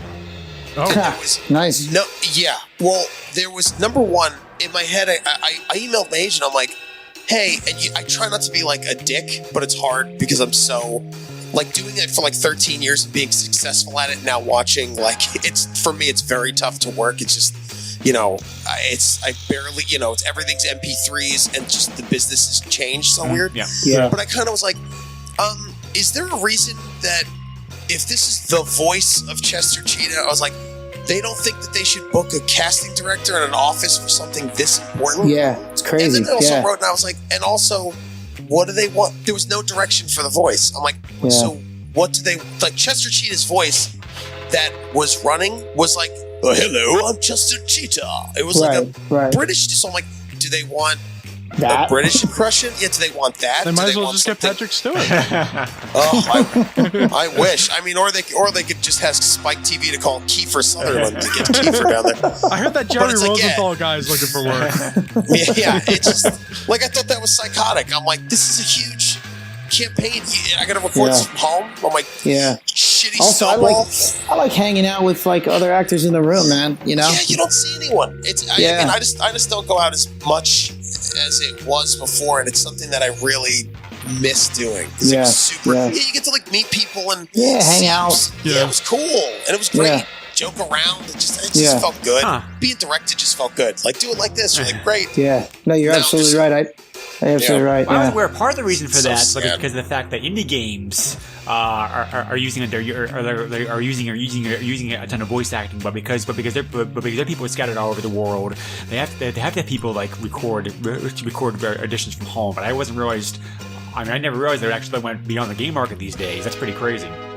It's all Yeah. it's all from home. Yeah. Yeah. And indie games get away with they can hire a regular actor like me to do an indie game. But indie games also, if you notice, they're very artsy and very beautiful. But a lot of the indie games get away with no voiceover. Like they kind of get away with, Unravel had no voiceover. Limbo, Inside, like there's no. You could do a beautiful game without. And a lot of walking simulators are happening now. Yeah. That that they don't need voiceovers. Fallout does the main character doesn't talk, but I mean Fallout has every other. Actually, Fallout 4, the main character does talk. Oh, that's right. You're right. Crap. It's a Fallout bad 3, game, though, man. so you shouldn't play No, it. it's not a bad game. Oh, I love Fallout 4. Oh no. I'm not too happy with Fallout 4, but that's that's another. There's also a lot of podcast. indie games Yeah. I noticed recently also, like, will try to get some recognition, like their voice actors. Like, they'll keep they'll cast people, for example, who do, like, anime voiceovers. So, Celebrities? You mean no, celebrities? well, not really celebrities, just the thing people, like, who do the dubs for, like, Japanese animes. Like, so... Yeah. Oh. yeah. Like, I've done those, yeah. they know the market, you recognize But the you have? voices, but it's like, hey, we Yeah. have so-and-so doing this voice, and you're like, okay, unless you're part of that niche, you have no idea who the hell that person is, but, they still try to, get the people in them, Yeah, that's true. So, Jerry, you have to get out of here. Yeah, man. I'm sorry, guys. It's been a lot of fun, That's all though. right. I'd, No, it's fine. No, I'd definitely it's do it again. If you want to do part 2 or something down the road, call me up. Well, I'm happy to hang out. And then TJ just connected on Facebook, so Yeah. I'll definitely hit you up about this live stream. They're, Yeah, they're fun. We keep it stupid. So Oh man, I love it. Nice I and love slow. that stuff. I love that all right, stuff, man. gentlemen. Hey, thanks a Later, lot. guys. Take Later, care, boys. Take care. Peace. All right, take care, dude. So, did He's you guys great. say that you were, like, a musician earlier? Who? I thought I remembered, like, one of you guys, like, saying that you're a musician. I'm not sure if it was the guy who just Oh, left it's or Jerry. what. Okay. Jerry. I mean, I drum a drummer, yeah. like I drum and stuff, but like not as. I mean, Is that Jerry what your seems band is like, called? Drum and stuff? It's we Okay. tour drum and stuff. But yeah, actually, Jerry's more as a the musician. caveat is you have to use turkey legs. Yeah. Oh, they're delicious. Yeah. Oh, yeah. It's a delicious band. Yeah, because I was going to say, like, yeah. like, top of the voice acting, like, for this being, like, that good for a game this old. The music in this game is also excellent. It's a great soundtrack. Oh, the music's pretty good, yeah. Yeah, the music is great. I mean, the music's not as good as Rockstar's Thrasher Presents Skate and Destroy. Oh, God. But it's Oh, my pretty God. What a fucking pull. good. Do you like It's- that game? No, Okay. I just made it up. I mean, it's no state of emergency. I'm just looking at Rockstar's. Oh, God. I'm looking at Rockstar's State game of, lists. I did not really like State of Emergency. I remember that. That was such a weird game. It was. It was weird, which I It's like liked, you're in this but it mall and definitely you have has to do flaws. missions? Yeah. Yeah. Yeah. It was. I remember. Yeah, it was a strange game. Swecta, But I what liked can you it, yeah. tell me about the beta version of State of Emergency? The Nothing. beta version. I mean, it's in the Raspberry Pi that we can Oh find. God. Oh yeah. That was good. I think Bully played pretty well. It did feel like Grand Theft Auto, and it felt like Kind you of. know Yeah. Red I had Dead. some issues It with has this. that running. You know, some of the issues. It has that running mechanic. Yeah, some of the I'm issues sorry. I had of the game were because of the pretty piss poor PS4 emulation, because that's how I played the game. But Oh my God. Yeah. Yes. So, but even outside of I that, bought there it on definitely were some PS4 control as well. issues. There definitely were some camera angles issues that I'm like, that's obviously you can tell that the game's 10 years old because of the way that the camera orientation. I'm like, I don't want the camera like this. Like, move it a little bit over this way, please. why are you zooming But- into Jimmy's cock? Yeah. Yeah, but like, yeah. So, I mean, I had an original copy for PS2, but when I was going back to it for this podcast, yeah, I bought it on PS4. Yeah, same and here. like the emulation is kind of spotty, and it's funny because like playing it on a PS4 like is worse than playing it on a PS2. It still played better than the Windows version did. God, that was terrible. Oh jeez. Yes and no. The controller support for that is very odd. But or not the controller support. I'm sorry, keyboard and mouse is very odd because the camera is so slow, and like when you're aiming, and you can max out the sensitivity, and it is still slow as shit. Yeah. And then on top of that, to shoot, you use shift. Yep. So, Oh. It's strange. I'm sure Jesus. Swecta has some fixes he has on his version. Yeah, I just use a wireless 360 controller. Yeah. Okay. Yeah, that makes sense. My first. Yeah, but you run like there's a modded version that like makes it run in Yeah, 60 yeah, FPS or something. Yeah, you can actually unlock the frame rate. I've seen that before. But the problem with that is that, the game wasn't meant for that. So Right. some of the missions and some of the side quests will have performance issues. Like, the game may you may have like a soft lock unless you manually like via some other application tell the game like, hey, stick to 30 FPS for now. You might get stuck on like a loading screen or something like okay, that. Oh, that's bad. Yeah, the port, like, it's so weird because Rockstar Until is recently, known to have these piss poor until recently, yeah, did not do ports very to good PC. ports. Yeah. Yeah, they gotten Yeah, better like the recently. GTA but- 4 port was pretty shitty. GTA 5 was good, but then like it had a fucking memory leak issue. I think Yeah. I'm pretty sure they fixed They that did by fix it, now. yeah. But like, But a lot of games I have memory think issues Bully too, has so that that's issue just too. it, yeah. Doesn't Yeah. Bully have a memory leak issue? Yeah. Well, the Xbox 360 Anniversary Edition did. They never fixed that. That was a Oh that was god. pretty like buggy port too, from what I understand. I own that version too, Yeah. but I don't think I popped it in. No, my first exposure to this game was seeing the game at a friend's house a few years ago. He had a PC version, and Okay. he had a high-end system. The game was still buggy as all hell. So, but yeah, the PS4 version is playable. It has issues, but it's fine. But Yeah, it's playable. It just- Yeah. It has audio issues too. Sometimes like the audio. But I really need to pops check and out stuff the like that. mobile version now, because I know the game came out on mobile, and I'm like, okay, that sounds pretty. It sounds pretty sweet. Yeah. That's not the version I have. So. Yeah. I'm surprised they never made this game for. They never released it on like the Vita or something like that. Because I would have really or Switch. Oh, dude. Because I have a Switch or a Vita. That'd be fun. So, has anybody had an wonder if experience like the it'll- Wii version of the game? Because I'm kind of curious about that one. I was No. at some point I was going to buy it, but like I don't know. I fell Does through. it use I know the- Swagda has some experience with that because he's been playing around with the beta versions on a development console. Oh, really? Yeah. A guy on Assembler Games was kind enough to sell me his old console. Nice. I don't know if you guys are familiar with what an RVTH is, but it's basically like a Wii playtesting debugging system. okay. Right. And apparently this one, according to a sticker on the back of it, it belonged to Rockstar New York. Awesome. So that's kind of cool. Oh, sweet. Yeah, and it has like 3 beta builds of Bully on it, but they're all so basically like what Rockstar did when porting the game from the PS2 to the Wii is for some reason, which I don't really know why, they took like a late beta build of the PS2 version and used that for the Wii. Yeah. So they basically took like an unfinished build and then patched it up and made it look presentable, and then sold that. Hence why you can come across like odd beta leftovers or texture issues on that version of the game, even though it's released like 2 years after the first version. Anyway, so I have like 3 beta builds of that, and it's speaking of memory leak issues, it's very prone to that. Oh, jeez. Jeez. Yeah, Yeah, so thankfully- didn't you got the files off and put them on your computer, right? Yeah, well, I shouldn't say that I did that, because, Somebody helped you? yeah, actually, the main developer behind Bully Multiplayer, the modification, actually did that. Oh, awesome. Oh. Yeah, he was kind enough to, help me out, and as he did that, he gained his own interest in researching this, and he actually helped me extract a bunch of audio files, so we're looking through the files and, comparing the game to the official release to see if we can find anything interesting.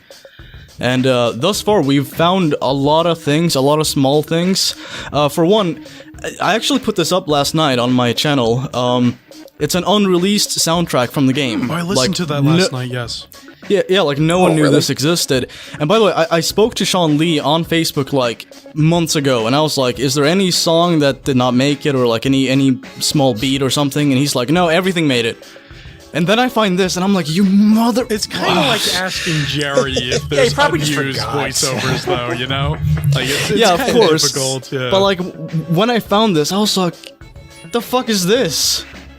Like, and I went through every single audio file in like any build of the game I have that is non-beta, and it's absent from every single one except for the beta versions.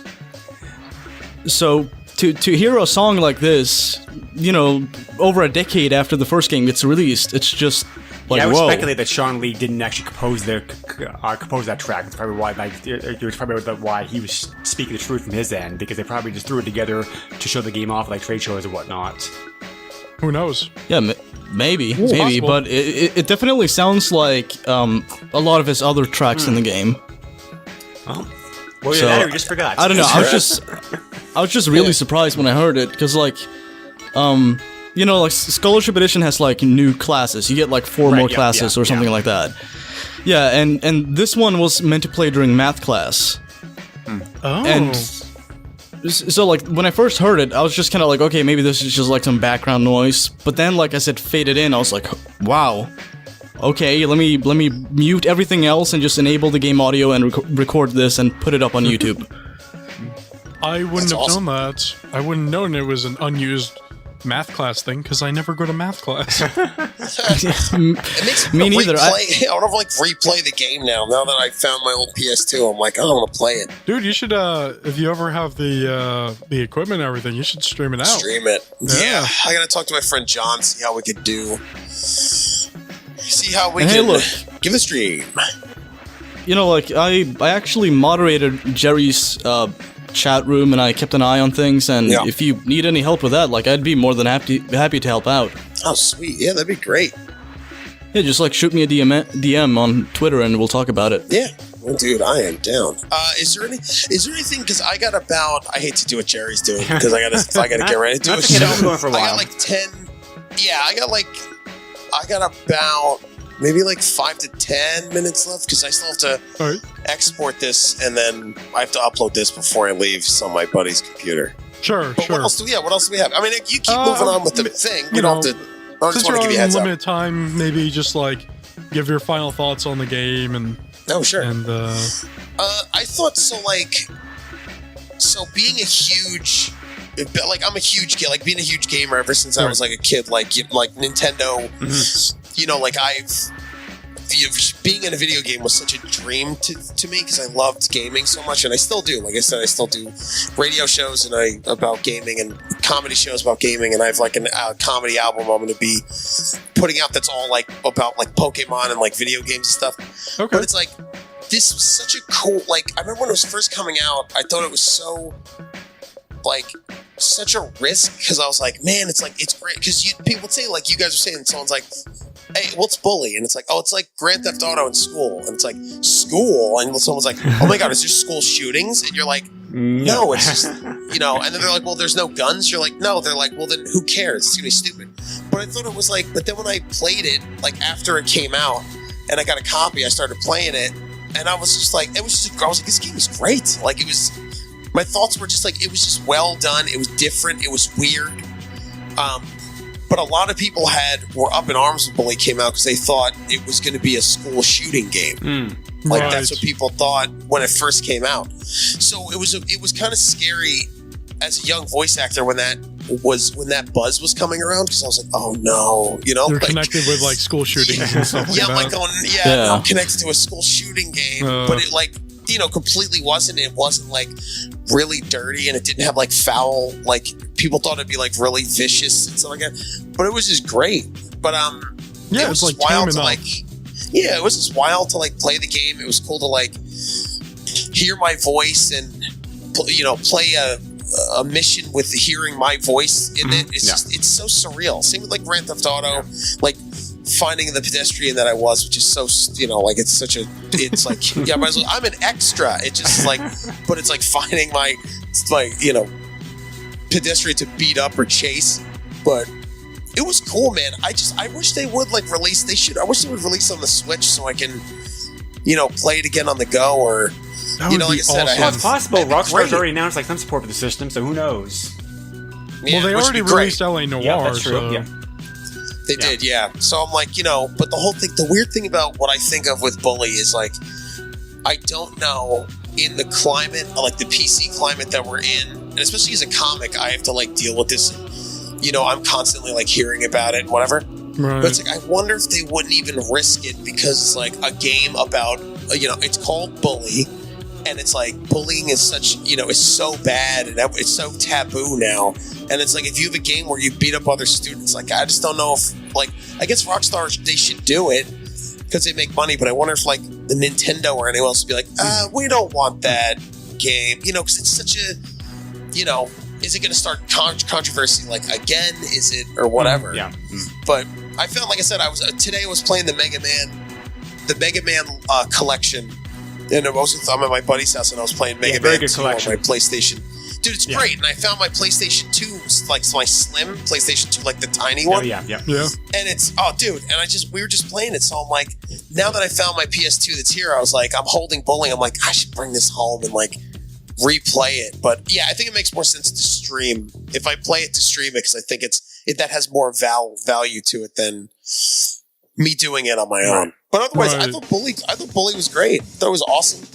I hope they make a sequel. That'd be rad. I honestly don't think they ever will because I just think it's too, I don't know, you know, you could do a college version, but I don't know if, you know, I don't know. It was so successful for years and years and years and ported so many times. I don't see why not, except for the fact of that maybe Rockstar's like, oh, we don't want to get involved with like, you know, parents going up in arms again, being like, Yeah. you know, It's very why are well you releasing a game about Well, bullies? why would parents go up in arms if they buy Grand Theft Auto for their kids? Let's be Well, I was honest. gonna say, here. George, true. I mean, Because, like, because some people are just idiots. Yeah. Some people just presume guilt on a company for making course. an entertainment product that just happens to be something their kids like. Well, that actually argued that if any company No, was you're going to do it, like, it would be Rockstar Games because they're the ones who are Yeah. not afraid to skirt controversy. I mean, like, you know, they're the ones. Yeah, which is Oh God. Yeah. yeah, which is true. Yeah, you're probably right. So I hope they would make it for like the Switch. Yeah, because the or game sold something. very well. What was it? About like 1.5 million copies, like total. So It did, yeah. I mean, it did well I have enough. no it idea. did well enough that it was on. It was the PlayStation. Like, what is it called? the greatest hits. The greatest Yeah. hits. I mean, it hit greatest hits. So it's like, it definitely Yeah, it did. is. Yeah, the game's also in Oh, that book. great. What's that book called? Like 1,001 video games you have to play before you die, or something like that. But Oh, is yeah. it? Oh, I didn't yeah, know it that. is. Oh, that's awesome. Yep, the game's in there. Well, so. I mean, on honestly. top of that, they brought back. They did the backwards compatibility for Scholarship Edition on Yeah.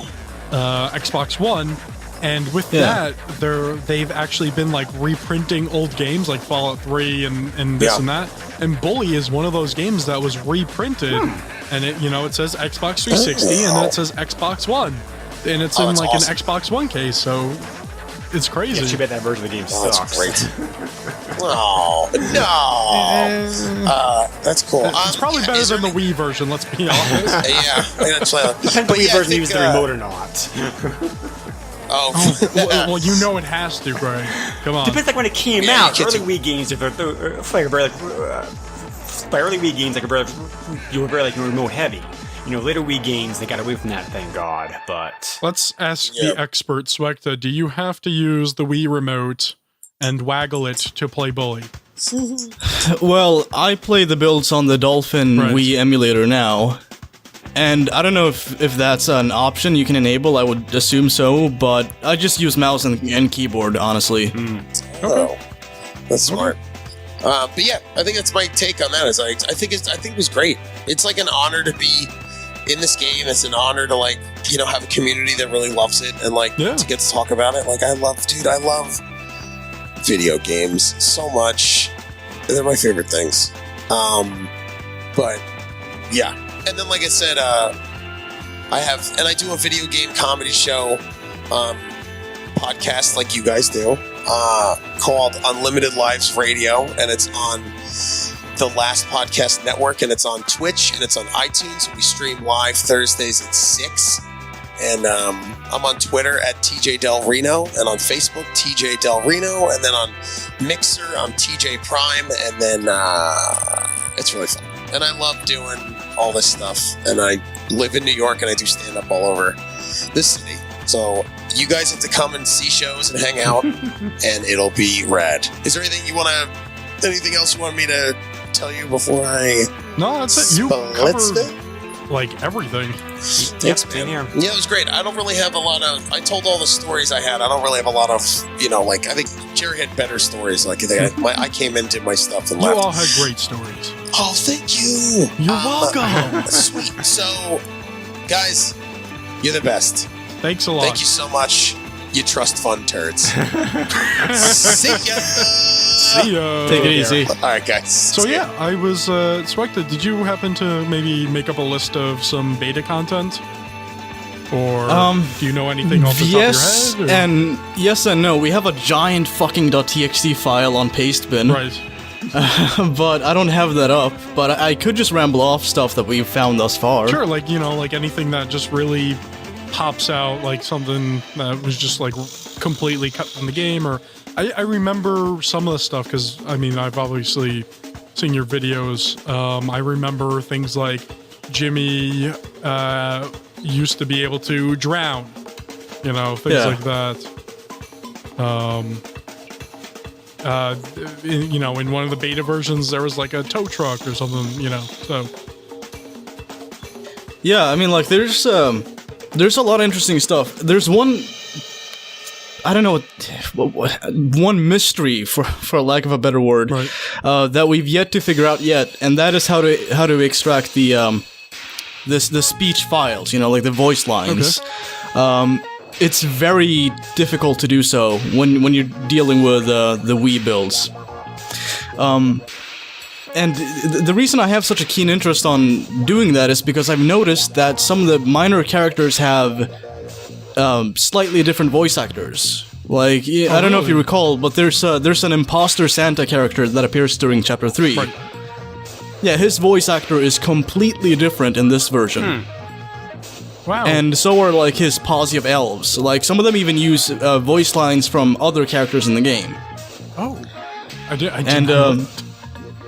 yeah, so, like, a lot of the stuff that we look at have to do with audio, like music, cutscene audio. So some of the beta versions of the Scholarship Edition exclusive cutscenes, they lack background ambiance and sound effects, so you just have the voice lines, and that's it. And it's kind of interesting to listen to it, because you can hear nothing but just the characters talking. And I feel like that just kind of puts a new perspective on it, because it really just kind of strips the game down, and you see these half-finished characters awkwardly shuffling around, and the voice lines are the only thing you can hear. Right. So when it comes to audio, I feel like there's a lot to be explored. But the problem with doing that is that there's no, like, wiki you can look up that instructs you how to do this. This is Right. all something that you have to figure out, and I don't have the know-how to do so. Some people that I know do, or at least somewhat. But that's really the best you can do. You can just kind of like rely that on the fact that somebody you know may know something about this in some way. So it is a gradual project that very slowly moves forward. But as far as things we've discovered, I mean, like as you mentioned, the tow truck, it's by far my favorite thing on this fucking planet right now. Yeah, I mean, like there's odd things like there's a bunch of placeholder textures. You know, like when you reach chapter 3, you will start to notice like some windows lack proper textures. They just gonna have this like this odd pink, yellow, green pattern. Right. And the further you get into the storyline, and I think this has to do with the textures the game loads depending on the season, but when you get to like chapter 4 or 5, more of these textures will appear. So the town kind of just like regresses back into beta mode the further you get into the game. It's interesting. Yeah. Huh. Yeah, I find it really interesting how this is kind of like a puzzle where... Alright, here's an unused animation. What is it? It's Jimmy falling down, like, you know, backwards. Wait, this is meant to be played while he's in the water. Wait, Jimmy can drown? Okay, they used to intend that Jimmy can drown. Wait, okay, I see a connection here because you can't run out of health while you're swimming. And it's just like, this is like fucking crazy. Or like you find like one or two audio pieces where somebody's saying like, hey Jimmy, you want to buy this weapon or something like that? And it's like, oh shit, Jimmy used to be able to buy weapons off of people. And it's like, that's just so awesome that you have to put these pieces together and figure out like, oh, like they used to have this part like in this game and they took it out because they thought maybe it was just too violent or it just wasn't a good idea in general or this and that. And it's just so cool to have all of, like the pieces are scrambled, but you're putting them together and you're kind of creating a story here. Yeah, it's kind of like when a poster falls off a wall and it reveals like a hole in the wall, Right. you know, like they're covering something up with something to kind of distract you from the leftover of something really odd. Right. So the further you look into it, the more you find, and eventually you come across shit like, you know, in the beta version, Jimmy was meant to die by drowning in corrosive acid. Ooh. It's like, Right. okay, that's Harsh. something. Rockstar, thank you. Yeah. Yeah, and it's not like they really do a good job at removing the leftovers. I mean, like, you can find audio files where Edgar, the townie's leader, like, taunts Jimmy, like, specifically, like, how do you like an acid bath? Haha. Right. Well, we know Rockstar's not Like, very good under at what- moving their old assets. Oh, yeah, definitely not. I mean, like, memories come back of hot coffee. Here. I mean, like a lot of other development studios don't always pull out all their old content in game files. So Most of them don't make it as Yeah. easy to access, though. But I feel like in Rockstar's case, there's like more of a reason to do so, especially when you're dealing with such a delicate subject, such as bullying or you know, Columbine Simulator, as God. Jack Thompson put it. right. You know, like when you have that topic being the center of attention, you kind of have to, you know, make sure that you don't have traces like these. And Rockstar did not really pay much attention to that, at least from what I can tell. I mean, like, you know, if they had removed some of these audio files or some of these leftovers, the game would not have been affected because they are not used for anything. They're just there to be explored, and that's it. Right. You're taking an adventure deeper down into the depths of bully hell. Yeah, kinda. Yeah. It's a wild ride. But like on top of that, you're not not just going through game files of older builds or current builds or whatever. You know, you're also putting the pieces together on, you know, things they released in like a press kit or something like, like this is a screenshot of like version 2 of Bully or something, you know, where like, you know, the dorms were different and Jimmy had more of like a sinister look and, you know, the game looked more like a cartoon, like, you know, stuff like that. And that's really cool in itself. Yeah, you know, that's kind of where a lot of people began doing that. You know, people like the Nathan NS or Deadpool XYZ, Simon Bestia, the shit that I do. we all kind of came from the same community, which was Bully Board back in the day, and people would post these huge fucking threads where they would have like heated discussions about what Bully would have been like, and they would bring, you know, their evidence Right. and put it against somebody else's and be like, you're wrong because you're stupid and here's why. And it would be like this really heated thing, and I never saw, I never really got why that would have to be the case. I try to make my videos fun and kind of not really that serious. Right. But that's kind of the environment that shaped some of my videos, is the fact that I constantly paid attention to this. The website has been long dead, but, you know, that's kind of where people began juxtaposing old promotional screenshots and shit like that with the final game. right. Even back in the PS2 days, people would do this. They would be like, what about this character? Who's this? You know, like Bob or whoever the fuck. So I feel like it's kind of interesting to see how it went from people arguing on a forum to people making videos. And I don't know what the next step is going to be, if there is one, but I'm hoping that it's going to be something more interesting than that.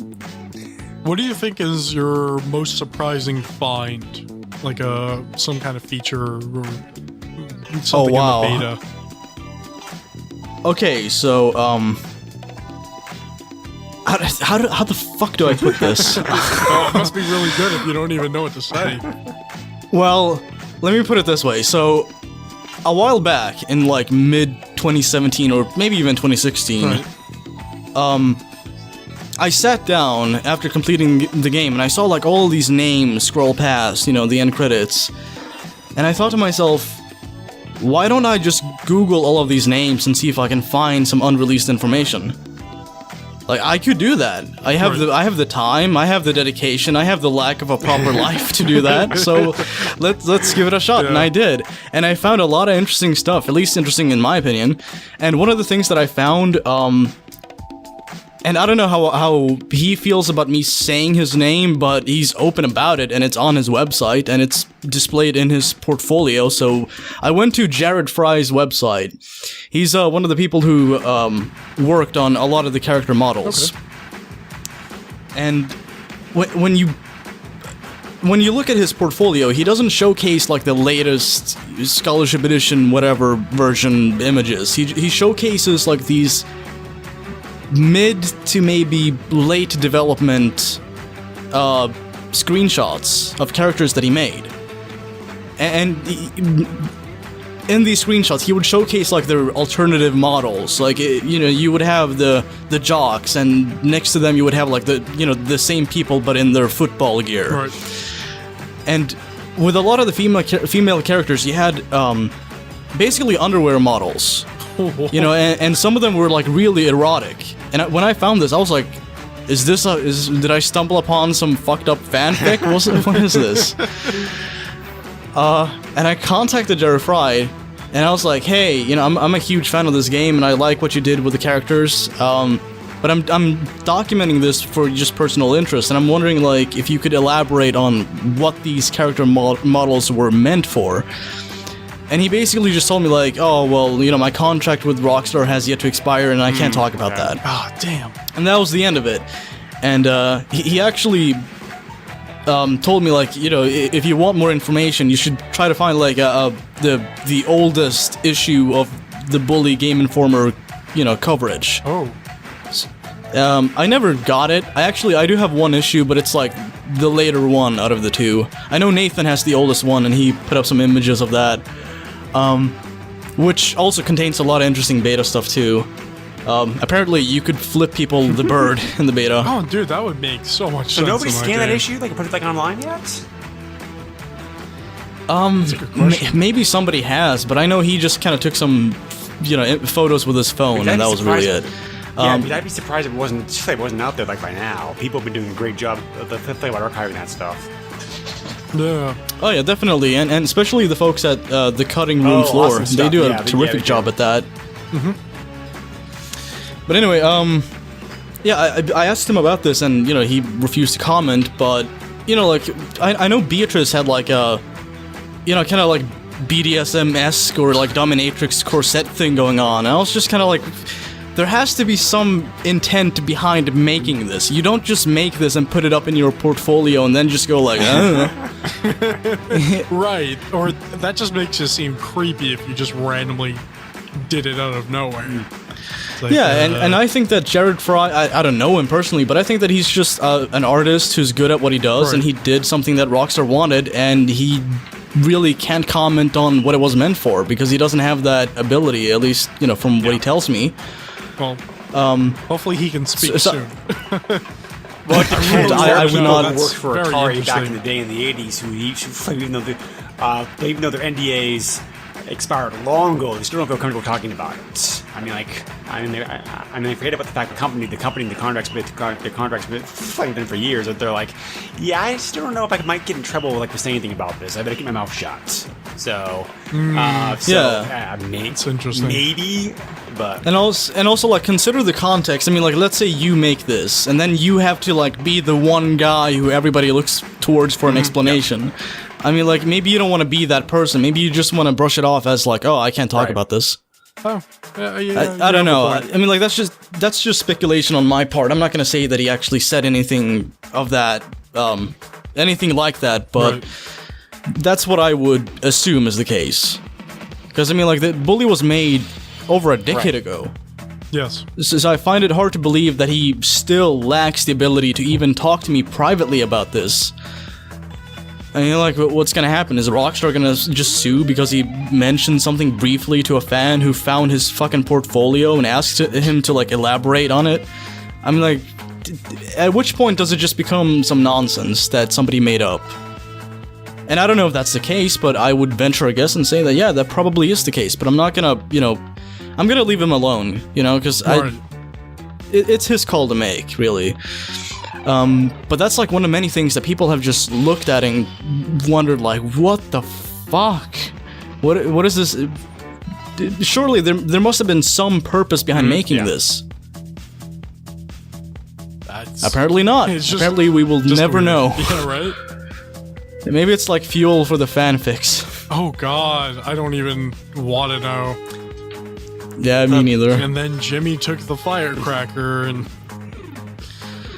I have people who will on occasion send me fanfics and be like, please read this. Oh, It's like, I'm not gonna do that. we need to get They're like, Jerry for "Come- this. Yeah, they're like, it's like Yaoi inspired, but please read it. I'm like, I don't want, fuck off. I don't want to do this. I think if we had Jerry read any of that, he would cut contact with all of us. I think he would just like block us and file a restraining order. Like, I mean, it would be Like, easy, stay easy for away. you. But next thing you know, I'm going to TJ's gig or something, and then Jerry says, like, oh shit, I got a restraining order. I can't.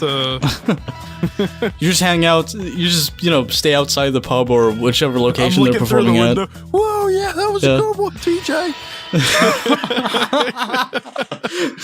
Just peeking in, you do the thing where like you kind of like inhale on the glass and use your like shirt to rub away the dust and peek through. Oh god. What the actual fuck? Yep, that's right. I'm trying to Oh remember my. because, like, I played a lot of this when I was younger, and I think I actually remember somehow, like, finding all the rubber bands and making the rubber band ball and just playing with that, and it's like, really? Did I really go around the whole world looking for all the rubber bands? And then I realized, like at least 75% of those rubber bands are actually really easy to find. So, you know what I'm talking about? yeah, I do. Yeah. I actually, like, at the time, my grandfather had actually given me like an actual rubber band ball. Oh, and you started breaking the windows with it. Started throwing it No, everywhere. sadly, this was just like a pile of fucking shit. Like, I was so disappointed because I was like, in this game, this thing is like bouncing all over the place and wreaking havoc. Oh, it's a fucking OP weapon, yeah. It is. It's badass. But then when I look at like an actual rubber band ball, I'm like, what the fuck is this? It's not big enough, yeah. Yeah, like randomly, I would just be asleep and I would hear like noises just randomly, and I would notice that the rubber bands were like tearing over time. So not only would this thing just be in my room collecting dust, but it would fucking wake me up at like 5 a.m. It's a good alarm clock. Yeah, I'm like, fuck this. Give me the thing from Bully instead. Right. Yeah. But Bully has some interesting like locations because there's some like areas that are kind of hidden away. Like you have to go and swim and find them, and you find. What is it? Isn't there like an area where you find some pirate or something, and there's like a treasure chest or something like that? Yeah, actually, if you pay close attention to that character, you will actually notice that that's a greaser. Really? It's Vance Medici or Medici. Basically what they did is, during Halloween, he dresses up as a pirate. Oh, they took that's that right. model and reused it for this one hidden thing. Yeah, that's funny. It's just the Yeah, weirdest thing because you're swimming for like 5 minutes, and then you find this island, and then you find him. And he just attacks you with a ruler, and that's what you get. Yeah, that's here you go, motherfucker. You just spent 5 minutes doing nothing. But yeah, this is a fun game. I don't know, I like shit like that. I think it's cool when the developers put in like something that encourages exploration. definitely. Yeah. Like the environment is not just there to make you feel like you have background scenery. It's actually something you're meant to look around. Right.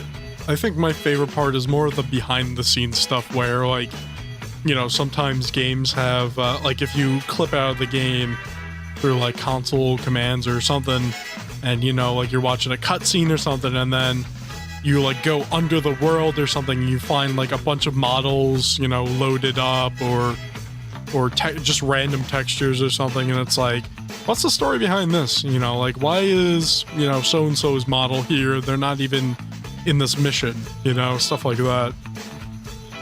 Yeah, there's a lot of odd stuff like that. I mean, Yeah.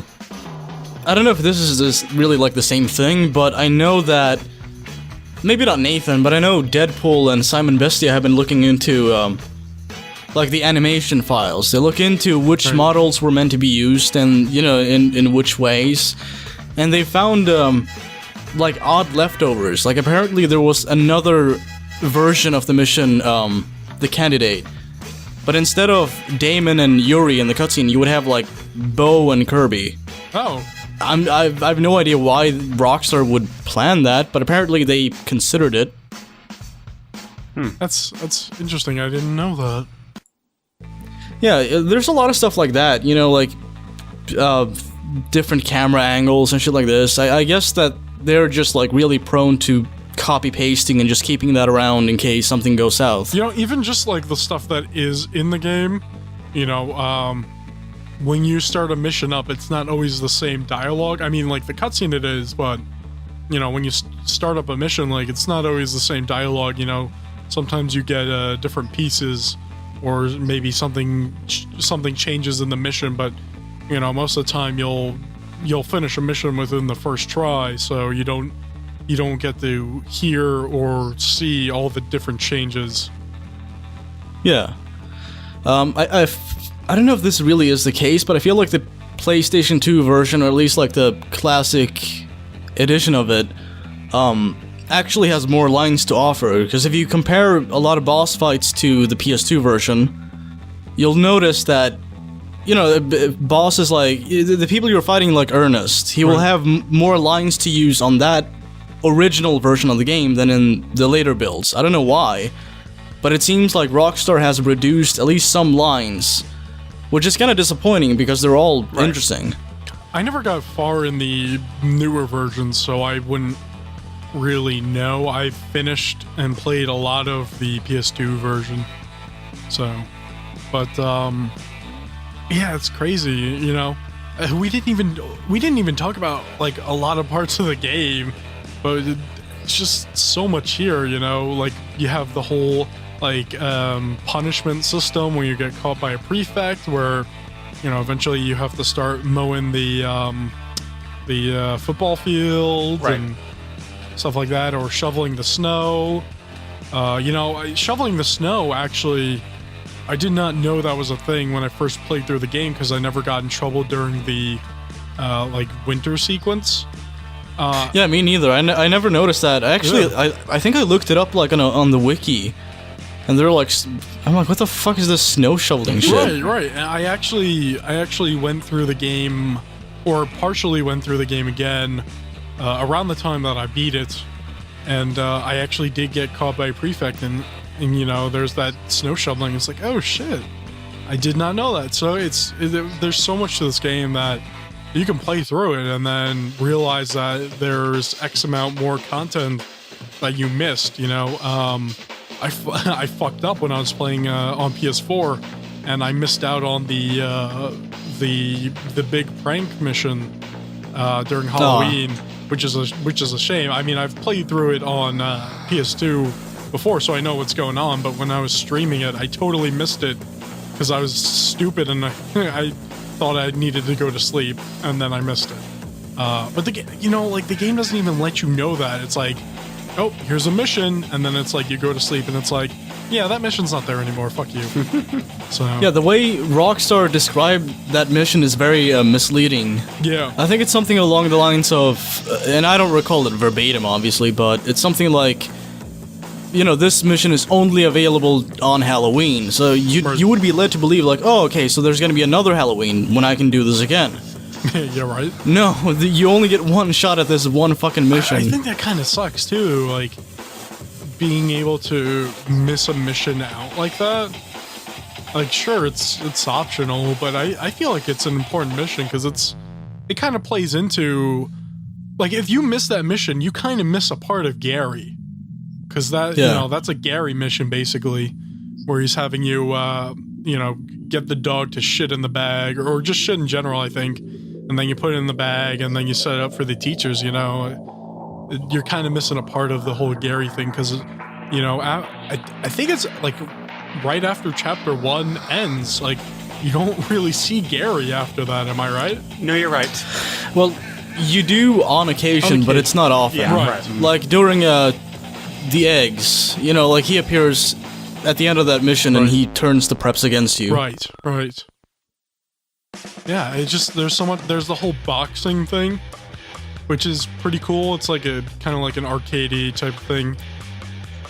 Yeah, it's reminiscent of like classic boxing games like Punch Out. Right.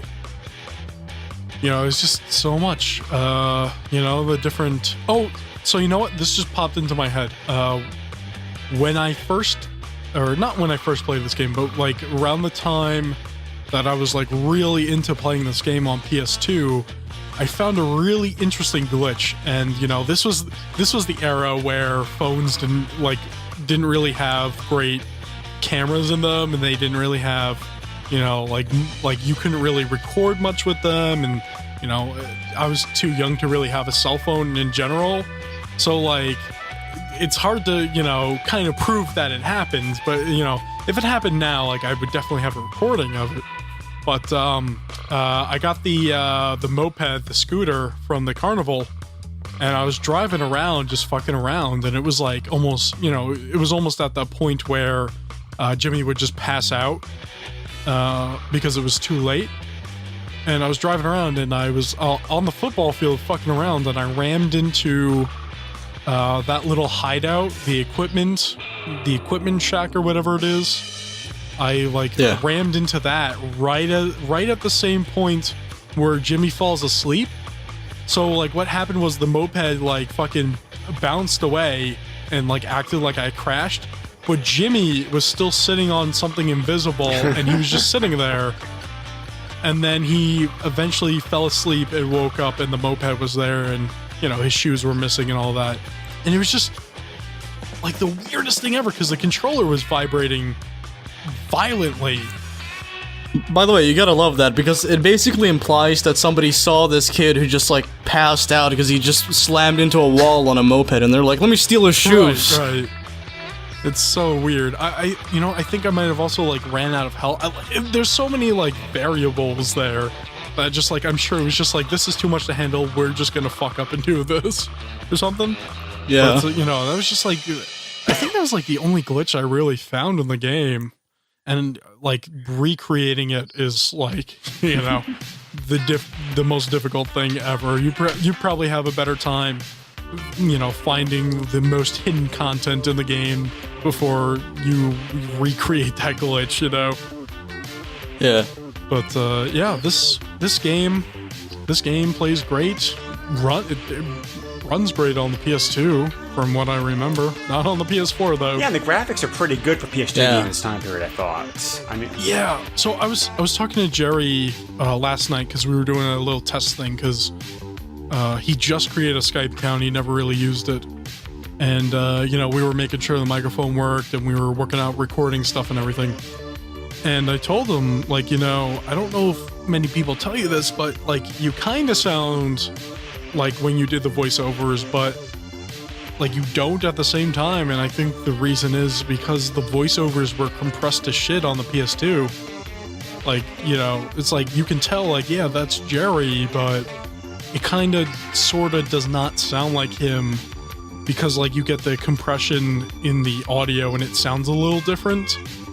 And on top of that, he's acting as Jimmy, he has the attitude and, knowing Jerry, Jerry does not have that kind of punk attitude, Jerry's a very nice guy. So it's interesting to just hear a voice actor's voice just being them. right. On top of all the other things. I'm trying to think. I don't think I really have anything else to say about the game. It's a great game. It's something that if people haven't played before, definitely should play because it's just... Yeah, that's a given. We've been talking about this game for 3 hours. I mean, yeah, right? we can't just sit here and be like, this game sucks, don't play it. Well, we've had episodes before where we've played bad games and it's just we talked about the game for maybe half an hour or something and then the rest of it was just nonsense.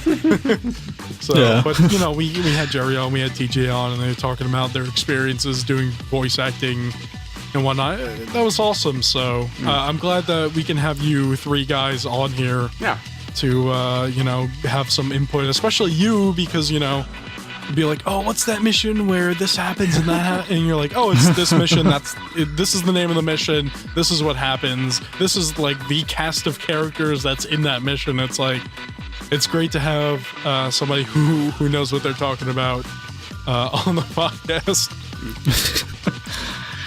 Yeah, I mean, I've had people asking me, how can you remember all this? It's I've been speedrunning this game on and off for years now. Of course I'm gonna remember it. Wait, so what's your I best time wanted to speedrunning talk it? about that too. He used to have the world record. Oh, he did? Who? You used to have the world record, correct? For a day or something? No? Me? Yes? No? Oh, I thought you were asking your co-host. No, you. Sorry. Confusion.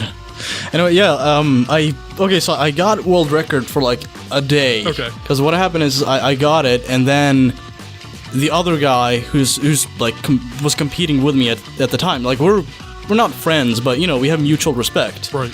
So it was kind of friendly competition. He got that, no more than 24 hours later. I was celebrating on Twitter and I was retweeting people and, I was like, I'm gonna go to sleep. And then I wake up and I'm like, everything's good. And then by the end of that day, it's anything you celebrated is obsolete now. How much did he beat He's you by? beaten your Yeah, how many time. times we're talking about here? I think it was 1 or 2 minutes. What? Something like that, which is really Wow. difficult to, regain or beat when it comes to a game like this, because it's such a long fucking game. Just glitches and bugs? I mean, you keep refining your route until you have an ideal way of beating the game as quickly as possible. You just have to continuously find new ways, and there's plenty of people behind the scenes who I owe a lot of credit to. Adam Speedruns, what the fuck? David Arnold. I don't remember his fucking username, but David Arnold. He was the original bully speedrunner of the day back in 2009 or 2010. Do you remember what the world record is currently? I hold it now on any percent on PC. Oh, do you? Yeah, I mean, I could look it up now if you want. Brought to you by Google Chrome. Let's see. Real time 2 hours 35 minutes 9 seconds. In game time 2 hours 37 minutes 34 Very seconds. nice. That's really quick. Yeah, very impressive. And by the way, this is 23 seconds faster than the guy who beat me. So he could beat this if given enough time. He could do that. Right, He's right. really good at Well, this. next thing you know, there's a skip in that bitch or something where instead of delivering the notes, you just take a bike and you fly across the world and then you beat the game. You know, like because Yeah, and maybe you like bunny hop onto the roof and just kick Gary's ass immediately. right, like because like if you pay attention to like summoning salt or whatever, it's like the speed run used to be like 10 hours long until we found the skip that cut it down to 2 minutes. Have you seen the GTA Vice City speedruns? No, I haven't. Because that's a prime example of that. So, yes, that's really funny because today I actually sent out an email to one of the runners, KZ Fru, to see if he's he awesome. would come on and talk about Vice City and speedrunning. So that's really funny that you brought that up. But yes, I've seen his run, or I've seen a few of his runs where he did the Japanese PC version, and it's just a fucking mess.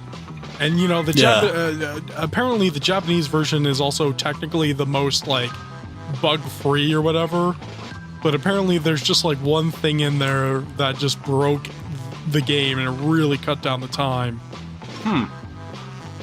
Yeah, it's fucking awesome. I mean, like, if you haven't it's- seen that, it's- if you haven't seen the Vice City PC Japanese speedrun, you really need to, because what they do is just amazing. They use like the replay function or whatever to like warp themselves back and forth. It's crazy. Yeah. Yeah, I don't know. They've begun doing something a bit similar on San Andreas. You know, now they can do okay. mission duping, Oh, okay. but it's far from Vice City. Like, Vice City has just gone insane. Oh, San like, Andreas speedruns, they're long. Dude, a couple of years ago, I used to like wait for these Vice City streams to begin, and I would just like, you know, have them on like my second monitor and just like casually watch them. Right. Now they're just so fucking quick that they're just like YouTube videos. You know, you just find Yeah. them and it's like, you know, here's me beating the game in like 5 minutes. It's like, okay, this used to be like a thing I could relax to, but now it's just a thing. Yeah, speedrunning is like weird because now you have like people who like do jokes where like some shitty game nobody knows about. It's like, oh yeah, I beat it in like 5 minutes, I got world record. And it's like, you know, they're doing it just to be funny. They're not like doing it for like, oh, I got the world record, but it's just like, dude, nobody wants to play that fucking game, so you can have the world record for it. Yeah, I mean, like, I know some people like that, and while I don't have any interest in doing that, I mean, to them, you know, it's just fun. They do it for yeah. the lulz, Yeah. really. There's nothing wrong with that. Like if you're doing like- if you're doing speedrunning to be like the best in the world and stuff, it's like maybe you don't fully understand, you know, what speedrunning is, because it's just like it's a process. You have to love that game to be able to play the same segments over and over and over again. Yeah, either that or the game has to be a meme, like the God. B-movie game or some shit. God. But yeah, I see what you mean. I mean, like, I don't fault people when it comes to their motivations. If they want to just be on top of the leaderboards and get some attention, I mean, like, you know, that's not necessarily what I want. I mean, I enjoy it's not that, illegal and we will not stop you, but it's just like it's kind of looked down on. yeah, it's kind of like there's, you know, you could be experiencing more than this. You know, there's more to it than just attention, Right, really. right. You know, it's playing a game and connecting with people. That's kind of it. But I mean, like, I don't know. If some person has that as their sole motivation, then I don't feel like I'm in any position to frown upon it, really. Yeah. Because I mean, like, who the fuck am I to dictate what motivations this person should have? I don't have any ground to stand on as far as that goes. And I don't think anybody does, in all honesty, because it's subjective. Yeah. I mean, you know, like I said, it's not illegal. you know, you're gonna At least not you're yet. gonna really force your views onto somebody that's dumb. At least not yet, right? Yeah. Stop right there, criminal scum. You're being arrested for speed running. You without violated having Section fun. 38. You've broken Rule 39C, like Section 8. Speed running without wanting to really play the game. Speed running. You're going for to the glory. online jail, punk. He lost Yeah. it all when he sped run for glory. They throw you like in the internet drunk cell. Yeah. So, what else can we say about this game? I mean, like, there's some Bully 2 stuff we could talk about if you want. Sure. Yeah.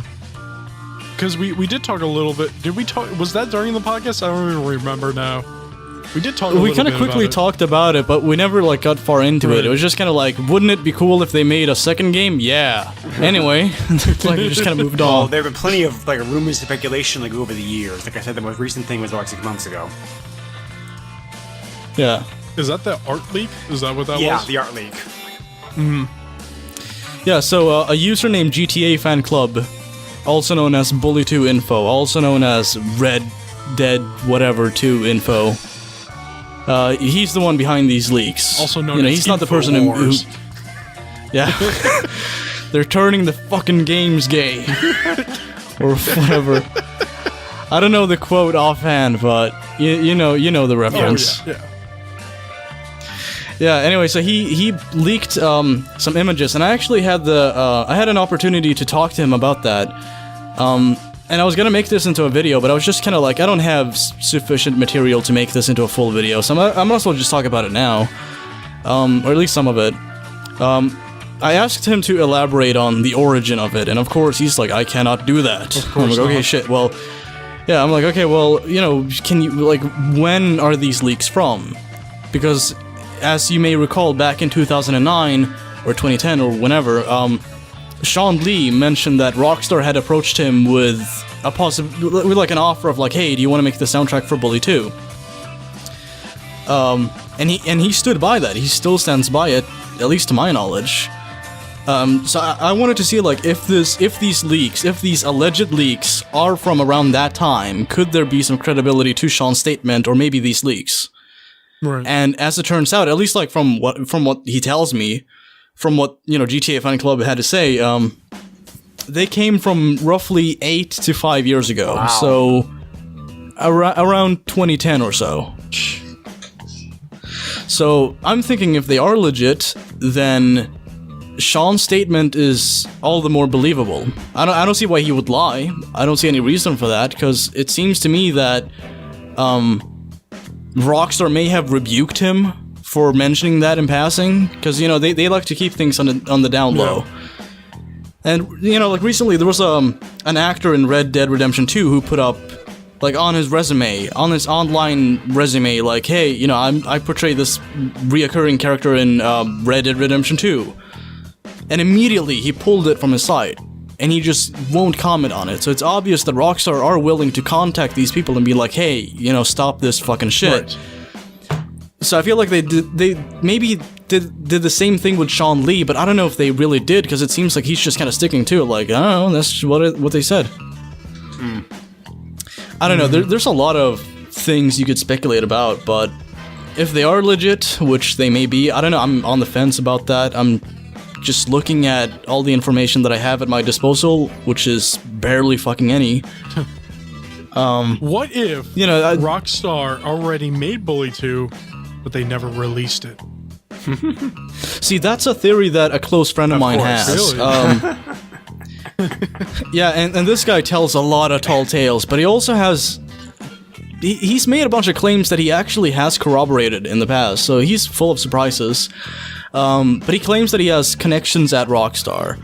You know, and I've known this guy since the Bully Board days. You know, we're good friends, and although I take almost anything he says with a grain of salt, I do think that there's at least sincerity when he tells me this. Sometimes that grain of salt grows into a beanstalk. Giant Yeah, one. sometimes. And you know, you can climb it, build a tree fort or some shit. That would be But an anyway, interesting story. That would be. And then he gets like a fine because he doesn't have a building permit. Anyway, so I spoke to, and he's gonna remain nameless because I don't know how he feels about being named, but let's call him Bill. So Bill told me that he has connections at Rockstar that inform him about the current ongoings at Rockstar, at least like some of the studios. And from what he has told me, they have been working on and off on Bully 2, but it has been stuck in development That hell. makes sense. Kind of like...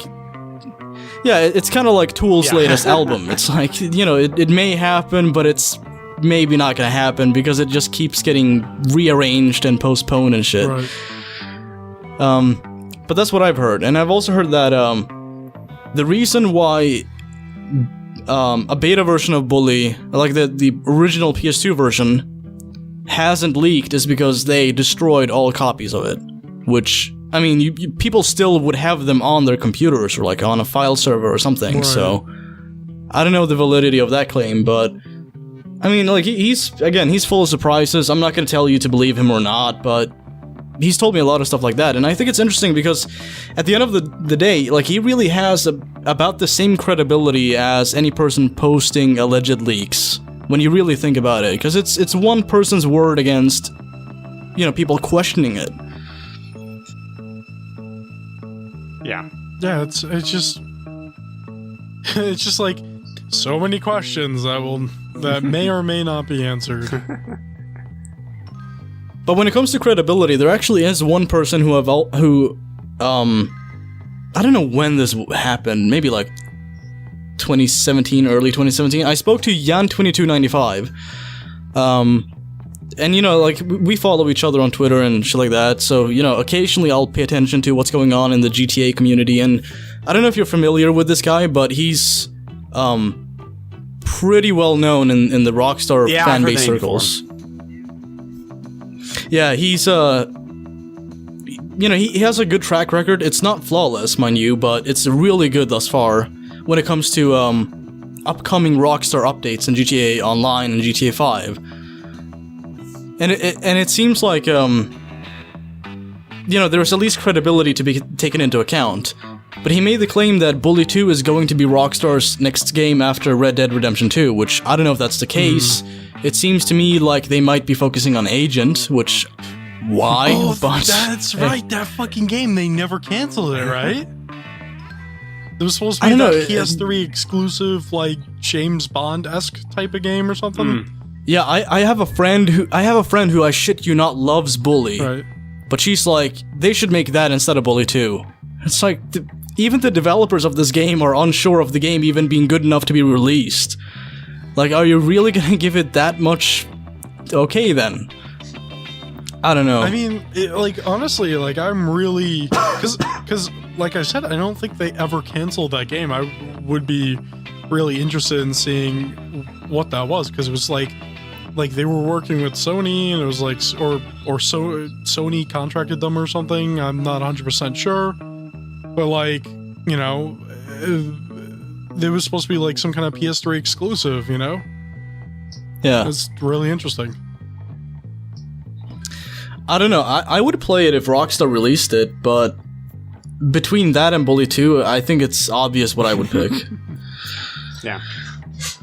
But yeah, anyway, I spoke to Jan2295, and he made the claim that Rockstar's gonna make Bully 2, and you know, it seems as though while not all of his speculation and, you know, his claims have been valid at the end of it, you know, like eventually these updates come, and sometimes he's wrong, sometimes he's right. Right. More often than not, he's actually right.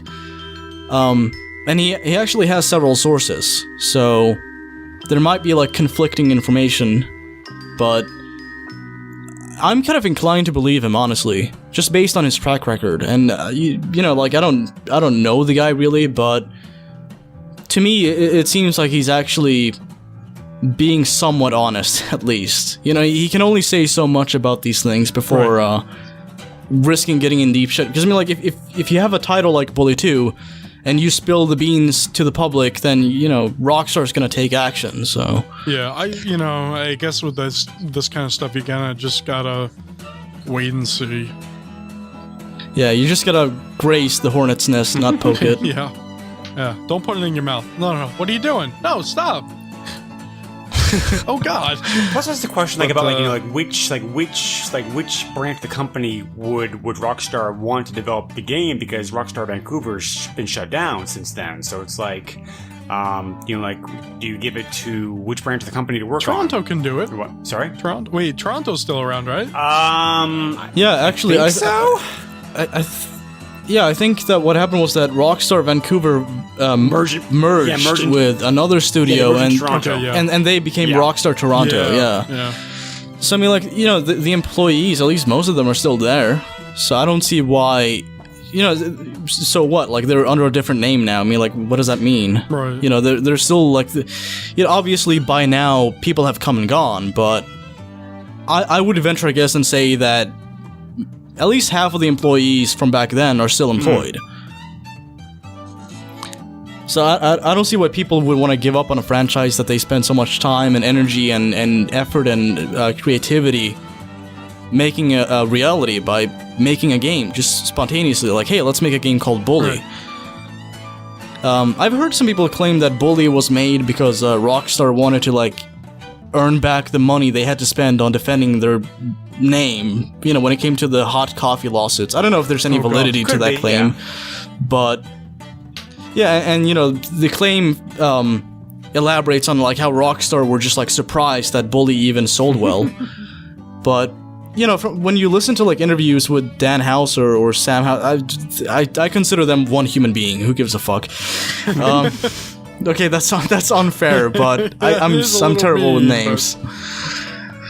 Yeah, they're all I the just same, I envisioned, like, the thing, like the two body human thing. Anyway, this is not going well. Are you sure? I'm really enjoying myself with this. I'm gonna be expecting a knock on my door from, like, Rockstar lawyer team. Lawyer. No, they're just gonna, like, wait till you're not expecting it, and they're just gonna be like, chloroform, bitch. And then you're just gonna wake up in their head, like, the basement of their headquarters. What did you say? I hear like a bang on my door. I just look over and, like, a flashbang just flies into my room. Like, We heard what you said. that's what I get for besmirching Sam and Dan Houser, even though I can't tell them apart. Anyway, yeah, I think it was Dan Houser. He in interviews, he stated that, he really likes the franchise, and he has a lot of ideas for where to take it, and even back in development, he had a lot of ideas. And to me, it seems like either he's being dishonest, or the people making the claim about Rockstar not really being interested in the game in the first place are being dishonest. And I would much rather trust the people who actually make the game than some anonymous source online.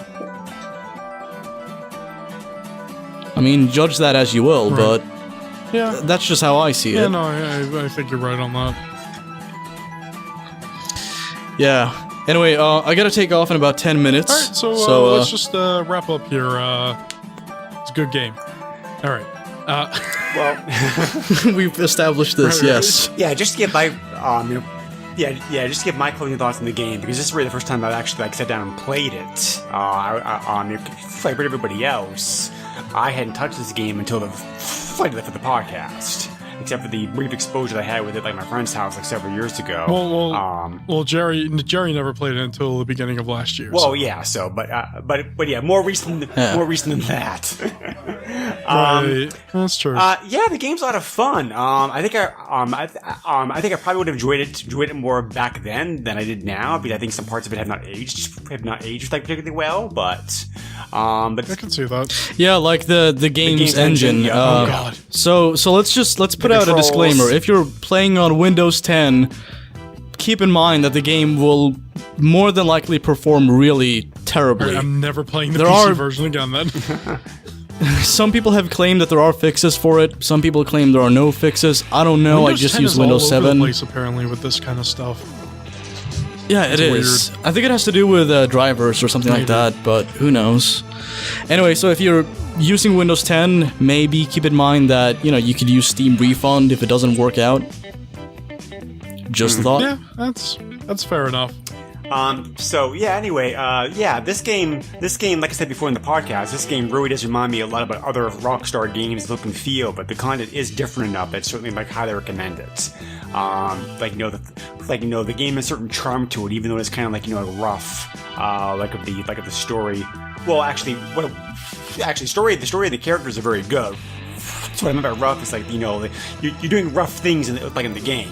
So, which is typical Rockstar games, but it's so different enough from their other stuff that it still feels unique. Really, the thing I had, really for me, the weakest part of the game was the mini games. I did not like the mini games one bit. I thought they were dull and tedious. Which ones are you talking All of about? them. Oh. I did not like them at all. They're like, what is this crap? This sucks, but... Even photography? Yes, even photography. And Photography is annoying. Yeah. The class is annoying because it's like, go run around. Yeah, and but take these it has like a pictures. killer theme. I the can music in forgive the it game for is just awesome, like the like, theme sure, song. But yeah, Yeah. but yeah. And George knows I like photography games, but suppose we've covered a photography game in the past. But just like there's just no the mini games just feel tacked onto the games never thought. Like well, we have to do some more stuff here to connect the tissue. Let's throw in some crappy mini games. So, but yeah. Yeah, Consumo comes to mind. Yeah, but flaws aside, this is a very fun game. I mean, certainly you can tell Rockstar certainly put a lot of thought and polish into this. Like, it's very well designed. And most of the flaws of the game are just because of and most of the issues I had in the game was just because of playing the PS4. But anybody who's not played this game, I certainly recommend it. It sounds like the mobile version of the game may be the best version to check out. Probably. Yeah, I definitely want to get out a look. Yeah, it's great. So, I would say play it on Windows 7 if you want the ideal experience. I don't have Windows 7 anymore. Who does? Yeah, well, I'm stuck in the past, so okay. Look at you. Yeah, hey, I'm making videos about a game that's 12 years old, so what do you expect? Yeah, right? You might as well just use Windows XP. Come on, man. Yeah, it's the hip new thing. Yeah, right. Everybody's doing it. They do have a 64-bit version for it, so it's possible. Wait, they do? Oh yeah. It was it was like a big thing when it first came out. I actually have I forget what magazine it is, but I actually have a magazine covering it Windows XP 64-bit, yeah. This is before Vista, so. Oh god. Yeah, Windows Vista, yeah. The only thing I liked about Vista was the fact that it looked better, but it performed like shit. So you mean you like Windows 7? That's literally what Windows 7 is. It looks better. It's Vista with some more visual enhancements, and it's great. Well, I mean, there's more to it than that. I mean, it performs a bit better than Vista. Yeah, that's what I'm saying. Yeah. All right. Anyway, I thought you were just talking about how it looks. No, yeah, it runs much better. Yeah. Anyway, just to wrap this up quickly, we'll go over prices and then do a closing and get the fuck out of here. So, this game goes for the PS2 between 99 cents and 40.68. For the 360, $8.10, all the way up to $21.16. The Xbox One re-release, I found only one copy, I think, for $40.74, which is interesting. The Wii goes between $6.99 to $27. They're selling it on the PS4 for $15, and the mobile ports are $7. And keep in mind that you can actually get it for €9.99 on Steam. Yeah. Well, look at that. Oh, yeah, that's right. I didn't look up the Steam. Whoops. Oh, well. Yeah, George actually alerted me to I got this your game, back, bro. about a couple months ago. They were having it on sale on the PSN, so we got the game for half off. Yeah, I told them not to get the PC version. I said either emulate the PS2 version. No, I knew the or buy PC it on version had PS4. issues, so I wasn't going to check that version out anyway. Yeah. So, before we do the closing, anybody have anything else to say quickly? Yeah, I mean, just the final thought. I think people who even don't like other Rockstar games may find this game to be unique enough to give it a look, because the content, because the subject matter is so unique, and you're not going around really shooting anybody or doing any. Well, you're doing psychological harm to people, but But you're kissing girls and boys. but yeah, That's gonna scar me mentally. So that's my final thought. All right. Yeah, I too like this game. This game is good. Oh, you have the world record and you like this game? Yes, I do. Okay. That's a good game to have a world record in, honestly. I would think so. It's like, yeah, like one of your favorite games. Like, here you go. All right. With that, I thank you, Swekta, for coming on. I thank Jerry and I thank TJ. It was awesome having you guys on. And of course, you guys are always welcome back for another game to cover if you have anything you're interested in covering. We do PlayStation 2, if I didn't tell you that already. And Yeah, sweet. I'll keep that in mind. yeah, you're welcome on basically any time. So, thanks to everybody for listening. If you're interested in backing us on Patreon, you can do so. Patreon.com/theboxfort, patreon.com/theboxfort. If you're not subscribed to us, you can do so on iTunes, Google Play, Stitcher, and I'm sure the podcast is in random websites I don't know about. That's a thing that we talked about before, I believe. Anyway, we have a Facebook group. If you'd like to find us there, just look up PlayStation Power. I'm on Twitter at Mr. Chief. That is at MISTURCHEEF. You can also find me on YouTube, Twitch, Smashcast, Ustream. The same name, same spelling. If you'd like to get in contact with us, you can email PlayStationPower@theboxfort.net. That is PlayStationPower@THEBOXFORT.net. Swegta, where can we find you? You can find me at youtube.com/Swegta. I own a bully website called bullymods.net. And if it is okay, I would like to plug my Patreon as well. Go ahead.